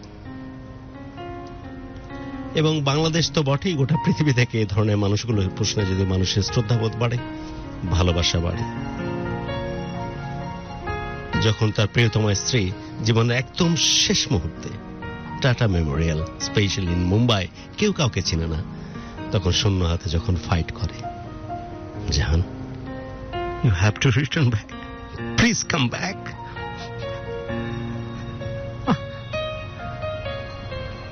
আমাকে ছাড়া এই জীবনটাকে শেষ করে দিও না। I am desperately looking ahead. আরেকটা দিন, আরেকটা মুহূর্ত, আরেকটা ক্ষণ যদি তোমার সাথে বাঁচতে পারি। এরকম মানুষের তালিকায় পড়ে এই মানুষগুলো। আর কিছু মানুষ আছে আমার মতো খারাপ, বেয়াদব, ভণ্ড টাইপ, যারা শুধু কাব্য করে, নিত্যদিন একটা মানুষের সাথে আরেকটা মানুষের সম্পর্ক করতে পছন্দ করে। আজ অমুক, আজ দীপান্বিতা, কালকে সমারিতা, পরের দিন হয়তো অন্য কেউ, তাকে নিয়ে আমি কাব্য করব। জান, এই ঘোর যেন কখনো না কাটে। ভালোবাসা নিয়ে এসেছে তোমার কাছে, আরো অনেক বেশি কাছে। তাই সত্যি জীবনে চাইতে অন্ত কিছু আর চাওয়া শুধু একটাই, কলিজা জান, মহব্বতের দিব্যি দিয়ে বলতেছি, এই ঘোর যেন কখনো না কাটে। আমার মতো ভণ্ড বাটপার আদমিও পৃথিবীতে আছে, আশিকরাও আছে পৃথিবীতে, যারা জীবনে দিনের পর দিন বহু ভালোবাসা, বহু স্যাক্রিফাইসের মাধ্যমে তাদের 2 সন্তানের মাকে বাঁচিয়ে রাখার জন্য জীবনের সমস্ত কষ্ট এবং সমস্ত পেইনটাকে তারা পুঁজি করে রাখে এবং জীবনের লাস্ট ব্রেথটাকে গ্যাম্বলিং করে। বলা যায় যে কোনো মূল্যে যে আমার বউ যেন বেঁচে থাকে, 2 সন্তানের জননী যেন বেঁচে থাকে, আমরা যেন ভালো থাকি, সেই প্রচেষ্টা চালিয়ে যায়। আপনারা ভালো লাগুক অথবা না লাগুক, আপনারা আমাকে সম্মান করুক অথবা না করুন, আপনারা আমাকে ভালোবাসেন না বাসেন, বিশ্বাস করুন আমি চাই না আশিকের মতো ছেলেরা পৃথিবীতে অ্যাঞ্জেল হওয়ার জন্য আসুক। তার 2 সন্তানের জননী পৃথিবী থেকে চলে গেছে, সে ভালো থাকুক। আল্লাহ রাব্বুল আলামিনের কাছে অসম্ভব রকমের প্রার্থনা, অনেক রকমের দোয়া। যে মহাব্বতে বেঁধে রেখেছিল তার সন্তান এবং স্পেশাল আশিককে পৃথিবীতে, আল্লাহ রাব্বুল আলামিন যেন তার প্রশ্নে অসম্ভব রকমের কৃতজ্ঞ সম্পন্ন হন এবং মাবুদ যেন তাকে অসম্ভব রকমের ভালোবাসায়, মহব্বতে, অনেক যত্নে তার কাছে রাখেন। এটা ঠিক আছে, পাশাপাশি তাও চাই আমার আশিক ভালো থাকুক, আমার আশিক ভালো থাকুক, অনেক ভালোবাসায় থাকুক, দারুণ ভালোবাসায় প্রভাবিত হোক। তোর পছন্দ হোক আর না হোক, আমি আমার 12 বছরের ছোট এই ভাইকে আমি চাই যে তুই প্রতিস্থাপিত হোক ভালোবাসা, তোর হাত এরকম থাকুক। হাত দে, এরকম হাত দে, হাত দে। এটা ছেলের হাত।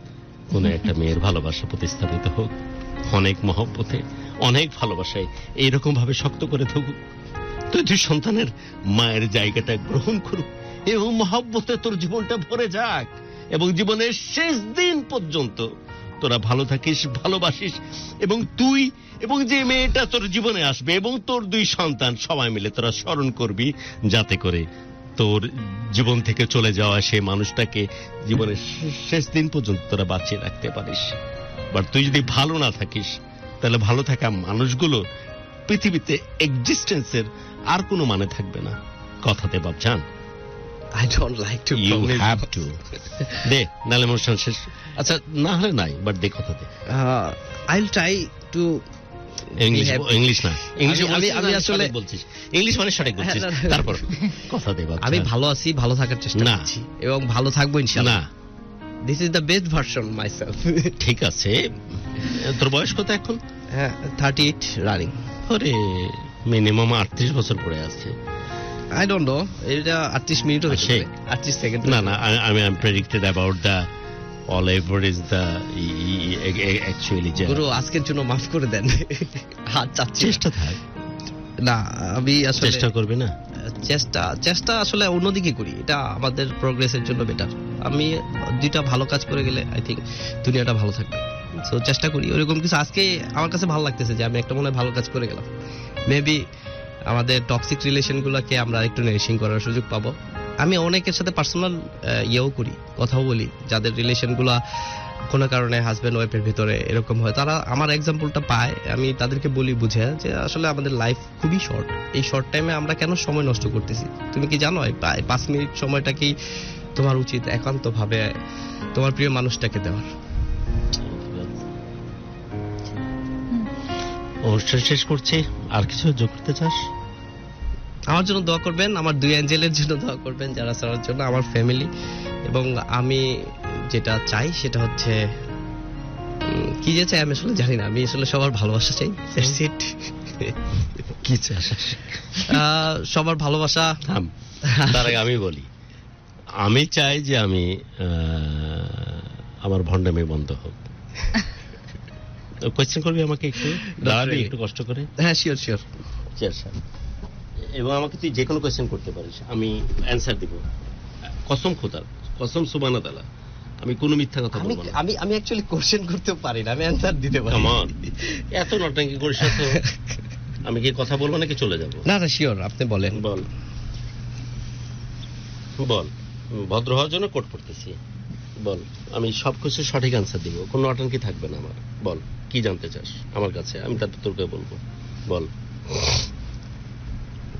এই যে কোট টোট পড়ছি ভদ্র হওয়ার জন্য, মানে লাইক যে আমি ভেরি সিরিয়াস, এটা বোঝানো। I am really in a awkward situation, I don't know. না, আমি প্রশ্ন করতে পারি না অ্যাকচুয়ালি।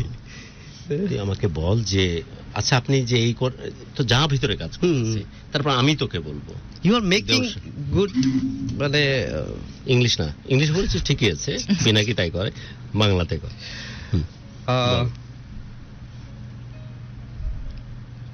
আমারও কিছু বলার আছে, দিয়ে শেষ করবো 5-7 মিনিট। ওকে, বল, আমাকে কিছু বলতে চাস কিনা?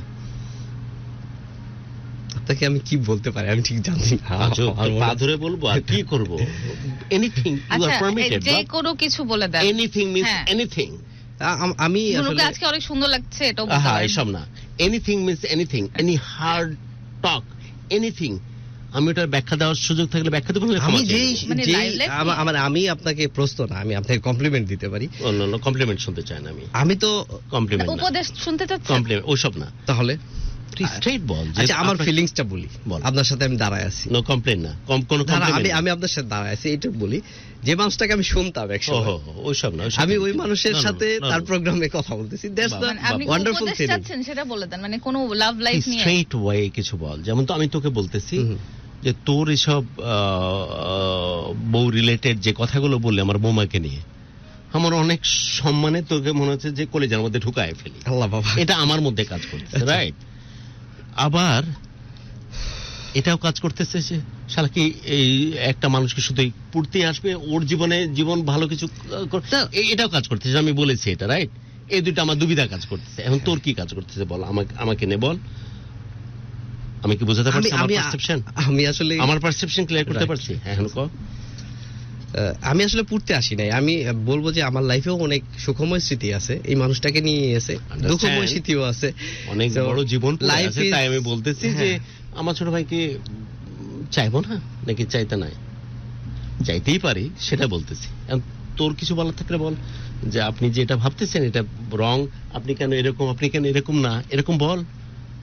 Tomorrow we don't know actually, আমরা কালকে কি হবে এটা জানি না।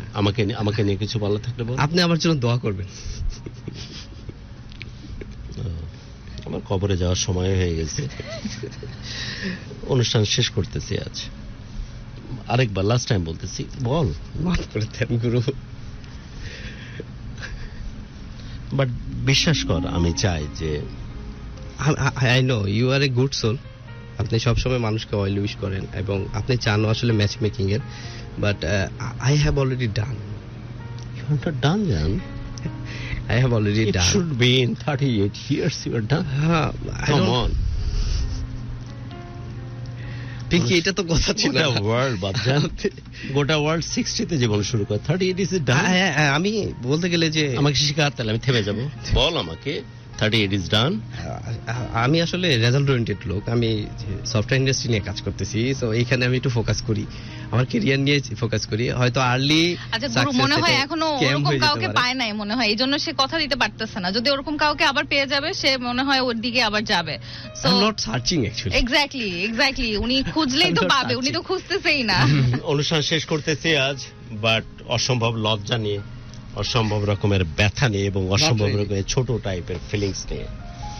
আমি তো জানি, এরা জানুক আর না জানুক, পিঙ্ক জানুক অথবা আশিক জানুক আর না জানুক, কত বড় ছ্যাঁচড় এবং কত বড় থার্কি আদমি আমি তো নিজেকে চিনি এবং খুব ভালো করে আমি জানি।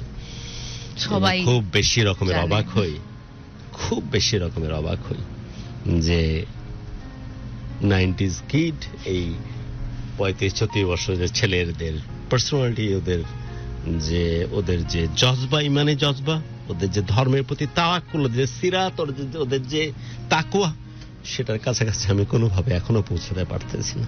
আল্লাহ কেমনে আমাকে ক্ষমা করবে? আল্লাহ সুবহানাহু ওয়া তাআলা কিভাবে আমাকে ভালোবাসবে, ওকে ফেলতে চেষ্টা করতেছিলাম যে আমি যদি নরকের কাছাকাছি হই তুই একটু নিচে আয়। সে তো ধরা দিল না। কেমনে নিজেকে বুঝতেব, কেমনে নিজেকে বুঝাবো যে আমি এতে সামনে এখনো নষ্ট হয়ে যায়নি, ধ্বংস হয়ে যায়নি, পচে যায়নি। বাট আল্লাহ যদি এরকম পরিস্থিতির সামনে কাউকে না ফেলুক, যদি এরকম পরিস্থিতির সামনে পড়ে যায়, আশিকের এই ধরনের স্যাক্রিফাইস, মহব্বত, ভালোবাসা, মানুষের প্রতি এরকম টান, এরকম ইমানি জজবা, এই জিনিসটা যেন আমাদের কাছে থাকে, আমাদের পাশে থাকে, সেটা আমাদের জন্য দারুণ একটা প্রাপ্তির জায়গা হতে পারে। আশিক দোয়া করিস আমার জন্য ভাবছেন যে আমি যতটুকুই ধ্বংসের কাছাকাছি যাই, যতটুকুই আমি মানে সব রকমের পার্সপেক্টিভ থেকে খারাপ হয়ে যায়, তোর ভাবির যদি এরকম কোন সিচুয়েশন কখনো আসে, তোর অ্যাটলিস্ট 50% এক্সিকিউট করার ক্ষমতা আল্লাহ রাব্বুল আলামিন আমাকে দেয়। আমি তোর কাছে হাত জোড় করে, তুই আমার বয়সে মিনিমাম এক যুগের ছোট, তারপর হাত জোড় করে তোর কাছে আমি প্রার্থনা চেয়ে রাখলাম আল্লাহ সুবহানাহু ওয়া তাআলাকে হাজির নাজির জানিয়ে। বাট এই প্রার্থনা চাওয়ার অধিকার আমি রাখি আশিক, কারণ আমার বউ এবং আমার বাচ্চা, স্পেশাল আমার বাচ্চা জন্মের পর থেকে বিভিন্ন রকমের ট্রমাটাইজ সিচুয়েশনের ভিতর দিয়ে গেছে। তুই যখন মুম্বাইয়ের ঘটনার বর্ণনা দিচ্ছিলি, তখন আমি দিল্লির ওই গঙ্গারাম হসপিটালের চেহারা কাছ থেকে দেখতেছিলাম। তখন যখন তুই মুম্বাইয়ের কথা বলতেছিলি যে টাটা মেমোরিয়াল এই প্রেক্ষিতে আমার এই হয়েছিল, তখন আমি স্টিল রিলেট করতে পারছিলাম যে আমার বাচ্চা যখন অপারেশন থিয়েটারে গঙ্গারাম হসপিটালে আমার চোখের দিকে তাকিয়ে বলতেছিল যে আব্বা আমার আর সহ্য হচ্ছে না, আমাকে নিয়ে যা। অনেক কষ্ট নিয়ে আমার ছেলের দিকে তাকিয়ে বলতেছিলাম যে কলেজে আমার সব ঠিক হয়ে যাবে। সো আমি তোর থেকে অনেক বেশি দূরে না, খুব কাছাকাছি। ওই পরীক্ষাতে আমিও কিছুটা হলে উত্তীর্ণ হয়েছিলাম, বা তোর মতো অনেক ভালো না হলেও জীবনের শেষ দিন পর্যন্ত বউ বাচ্চার জন্য এরকম মহব্বত, এরকম মানে জজবা, এরকম টান আর ভালোবাসায় যেন পাগল হয়ে থাকতে পারি, সেই জিনিসটা আমি তোর কাছ থেকে চেয়ে নিচ্ছি। এবং সেই সাথে এটাও চাইবো যে দিন শেষে তুই যেন ভালো থাকিস আর জীবনটাকে অনেক বড় করে বাঁচিস।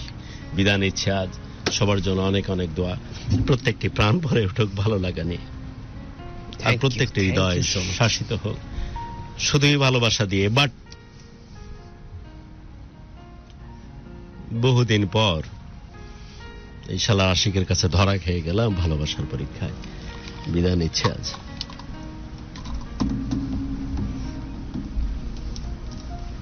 এই ছিল আজকের ভালোবাসার বাংলাদেশ। এবং আজকের আপনারা নিশ্চয়ই আজকের গল্প শুনে একটু হলেও ইন্সপায়ার হয়েছেন যে একটা মানুষকে কতটুকু ভালোবাসে এবং জীবনের শেষ মুহূর্ত পর্যন্ত তার সাথে ছিলেন। এবং এরকম আসলে মানুষটাকে পাওয়া এখনকার সময়ে এরকম মানুষদেরকে পাওয়া আসলে অনেক টাফ, যেটা অলরেডি গুরু বলেছেন। গুরু চেয়েছেন একটু নিজেকে ওরকম ওনার কাছ থেকে একটু নেয়ার জন্য, কিন্তু আসলে এটা খুবই টাফ। এরকম ভালোবাসার মানুষ বলা যায়, তাই তো? আপনার মতো এরকম ভালোবাসার মানুষ আসলে পাওয়াটা আমাদের জন্য, মানে আমরা মেয়েরা যারা আছি এরকম অনেক। হাসবেন না আপনি, এতক্ষণ এত ইমোশনাল হয়েছেন, এখন আমার কথা শুনে আপনি হাসছেন, ব্যাপারটা আমি বুঝলাম না ভাইয়া। আমিও আসলে কেন হাসছি জানি না, আসলে ব্যাপারটা এরকম যে আমার কথা শুনে হাসছেন, মানে আমি এত মানে এটা কিন্তু সত্যি কথা ভাইয়া। এখন এই যুগে এরকম ভালোবাসার একটা মানুষ পাওয়া অনেক টাফ। এই যেটা হয় যে আজকে বউ গেল, এরপরে এক বছরও ম্যাক্সিমাম হয়ে যায়, এরপরে আরেকজনের কাছে ইয়ে করে। কিন্তু আপনি সেই কমিটমেন্টটাও দিতে চাচ্ছিলেন না গুরুকে যে আমি ওটা করতে পারবো কিনা, কারণ আপনি স্টিল তাকে এখনো ভালোবাসেন এবং তার জন্য তার স্মৃতিটাকে মনে রাখার জন্য আপনি একটা, যেটা বলেন, ফাউন্ডেশনও করছেন আপনি একটা, যেটা হচ্ছে ওই এইসব টাফ সিচুয়েশন থেকে যারা আছেন তারা যাতে বের হতে একটু পারে, তাই না? হ্যাঁ, এটা আসলে ব্যাপারটা হচ্ছে এরকম যে লাভ লাইন যাকে দিয়ে শুরু তাকে দিয়ে যদি শেষ করা যায়, ওয়াই নট। আর এটা আমার ইন্সপিরেশন হিসেবে কাজ করছে যে আমি ভালো কিছু করতে গেলে যদি এটার জন্য হার্ড ওয়ার্ক করি, এটা আমার ফ্যামিলিও উপকৃত হবে, আর এটার জন্য আসলে আমার বাঁচার ইন্সপিরেশনটাও তৈরি হবে। আর যেটা বলছে যে গুরু আমাকে অনেক এমফাসাইজ করছে যে আমি আবার নতুন রিলেশন বা নতুন একটা, আমার কাছে মনে হয় যে যদি আমি একটা জিনিসের রেসপন্সিবিলিটি নিতে পারি দেন ওইটা টেক কেয়ার করাটা মানে আমার জন্য বেটার। বাট আমি মনে করি না যে আসলে কাউকে ভালোবাসার পরে নিঃস্ব হয়ে যাওয়ার পরে আবার ভালোবাসাটা এতটা সহজ। সেটাই আমি বলছি যে এখনকার যুগে এরকম একটা মানুষ পাওয়া, এরকম একটা ভালোবাসার মানুষ পাওয়া অনেক টাফ। আচ্ছা, আমি একটা লাস্ট একটা কোশ্চেন আপনাকে করতে চাচ্ছিলাম যে এই গল্পটা আপনি এখানে এসে বলার আমি একটু কারণটা আপনার কাছে জানতে চাচ্ছি, মানে কি মনে হলো, কি ইন্সপায়ার করেছে আপনাকে? দুইটা ব্যাপার ইন্সপায়ার করছে। এক নাম্বার হচ্ছে যে পার্সোনাল লাইফের কথাবার্তা পাবলিকলি বলা, এটা অতটা বেশি মানে আমার জন্য সহজ ছিল না। আর প্রথমত আমি কনভিন্সড হয়েছি যে কারণে, সেটা হচ্ছে যে আপনি যখন বলছেন যে your story is inspiring, exactly. So আমি ইন্সপায়ার করার ক্ষেত্রে নিজেও আসলে চেষ্টা করি মানুষের লাইফকে পার্সোনালি যতটুকু, যাদেরকে চিনি যারা কাউন্সিলিং এর জন্য আসে কথা বলে, not only the career base but also অনেকে আমার সাথে পার্সোনাল রিলেশন বেস যেসব অ্যাডভাইসের জন্য আসে তাদেরকেও আমি পার্সোনালি ট্রাই করি যে কিছু হইলেও ভালো কথা বলে যদি তাদের রিলেশনটাকে আরেকটু ভালো মধুর একটা জার্নিতে পরিণত করা যায়, হয় নট। সো এটা আমার কাছে একটা প্রথম ব্যাপার ছিল যে আপনি এই কনভিন্সিং ব্যাপারটা আমাকে বলছেন যে এই পয়েন্টে আসলে কথা বলার পর আসলে কোনো আর্গুমেন্টই চলে না, ঠিক আছে? আসলে thanks for the opportunity actually. যে আমি অনেকদিন পরে আমার মনে হলো কি এই মাসেই তো জানুয়ারির 25 তারিখে আমার ওয়াইফের মৃত্যুবার্ষিকী গেছে। সো আমি না ওই জায়গাটাতেই ছিলাম অ্যাকচুয়ালি এই মাসে, যে এই মাসের ওই শেষ সময়গুলোতে আমি আসলে কি কি করছি, ঠিক আছে? সো এটা আমার জন্য এক ধরনের মানে রিমাইন্ডার জার্নি ছিল, বলতে পেরে ভালো লাগছে। এবং অনেকে যদি যেটা মানে এটা শুনে যদি ইন্সপায়ার্ড হয়, I think that's the moral of the story. আপনি যেটা বললেন না, অনেকে আপনার কাছে আসে কাউন্সিলিং এর জন্য, যদি আমাদের লিসেনার কেউ আপনার সাথে কথা বলতে চায়, ওটার কি কোনো যোগাযোগ করার কোনো ওয়ে আছে, বা আপনার কোনো পেজ বা আপনার কোনো কিছু? এটা যে আমার চেয়ে লাভ গুরু important, I think so he is the best councillor. সেটা ঠিক আছে, আমরা তাদেরকে শুনে ভালোবাসা শিখছি। অবশ্যই অবশ্যই, হ্যাঁ। ছোটবেলা থেকেই এফএম এর, আমাদের এফএম এর যেই চ্যাপ্টারটা গেছে একটা সময়, এটা আমাদের চলতে ফিরতে উঠতে বসতে এসব জিনিসপত্র আমাদের মাথার মধ্যে ঢুকে গেছে এফএম এর সেই গোল্ডেন টাইমটাতে। আমরা তাদেরকে শুনেই যেহেতু ভালোবাসা শিখছি, উইল ডেফিনেটলি মানে এই কাউন্সিলিং এর ব্যাপারটা লাভগুরু আমার চেয়ে বেটার। অবশ্যই অবশ্যই, সেটা তো অবশ্যই। আচ্ছা, যাই হোক, আজকের জন্য তাহলে বিদায় নেই।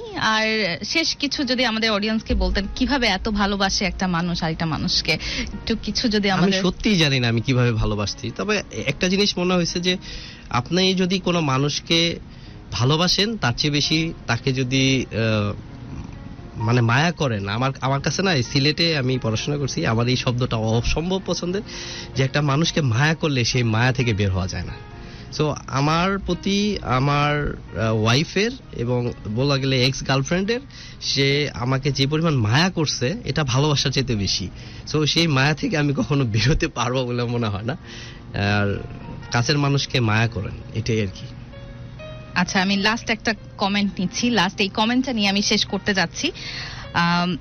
অনেকে আছে বউকে ছাড়া বিয়ে করে, বাট আশিক ভাইয়া অন্য রকম ভালো লেগেছে আজকের এই স্টোরিটা শুনে, যেটা আমি অলরেডি বলেছি। আমি এই কমেন্টটা নেওয়ার কারণটাই হচ্ছিল এটা, যে আসলে আশেপাশে আমরা অনেকেই দেখি এরকম হওয়ার পরে, কিন্তু যেটা মানে সবাই মুভ অন করে, আশিক ভাইও করেছেন, কিন্তু তার কাজের মাধ্যমে মুভ অন করেছেন এবং উনি ওই জায়গাটাতেও এখনো স্মৃতিচারণ করছেন। যাই হোক, আজকের এই ছিল ভালোবাসার বাংলাদেশের গল্প। আশা করি আপনাদের ভালো লেগেছে। আর অবশ্যই আপনারা যারা যারা এই মুহূর্তে আমাকে শুনছেন দেখছেন, যারা যারা শেয়ার করেছেন তাদেরকে অনেক অনেক ধন্যবাদ, আর যারা শেয়ার করেনি তাদেরকে কোনো ধন্যবাদ না। এবং যারা যারা গুরুর সাথে এসে তাদের লাভ স্টোরি শেয়ার করতে চান বা যে কোনো স্টোরি আপনারা শেয়ার করতে চান, তাহলে যেটা করতে হবে 01841904904 এই নাম্বারটিতে হোয়াটসঅ্যাপ করতে হবে, অথবা হচ্ছে টেক্সট মেসেজ করতে হবে। কেউ যদি কল দেন সেদিকে কোনো লাভ নেই, আমরা কলেও রিসিভ করতে পারি না। আপনাদের স্টোরি বলার বা আপনাদের এখানে আসার একটাই ওয়ে, দুইটা ওয়ে, একটা হচ্ছে হোয়াটসঅ্যাপ অথবা হচ্ছে টেক্সট মেসেজ। আপনাদের নাম স্পেস গুরু লিখে আপনাদের স্টোরিটা ছোট করে লিখে পাঠাতে হবে, তারপরে ভালোবাসার বাংলাদেশের টিম আপনাদের সাথে যোগাযোগ করবে। আজকের জন্য এখান থেকে বিদায় নিচ্ছি। আশা করছি আপনারা সবাই ভালো থাকবেন। আশিক ভাইয়াও আশা করছি ভালো থাকবে, সামনে ইনশাল্লাহ তার দুটো বাচ্চাকে নিয়ে ভালো থাকবে। এই আজকের এই ভালোবাসার আয়োজন, আজকে এখান থেকে বিদায় নিচ্ছি। সবাই ভালো থাকবেন, সুখে থাকবেন, সুস্থ থাকবেন। সবাইকে শুভরাত্রি। শুভরাত্রি।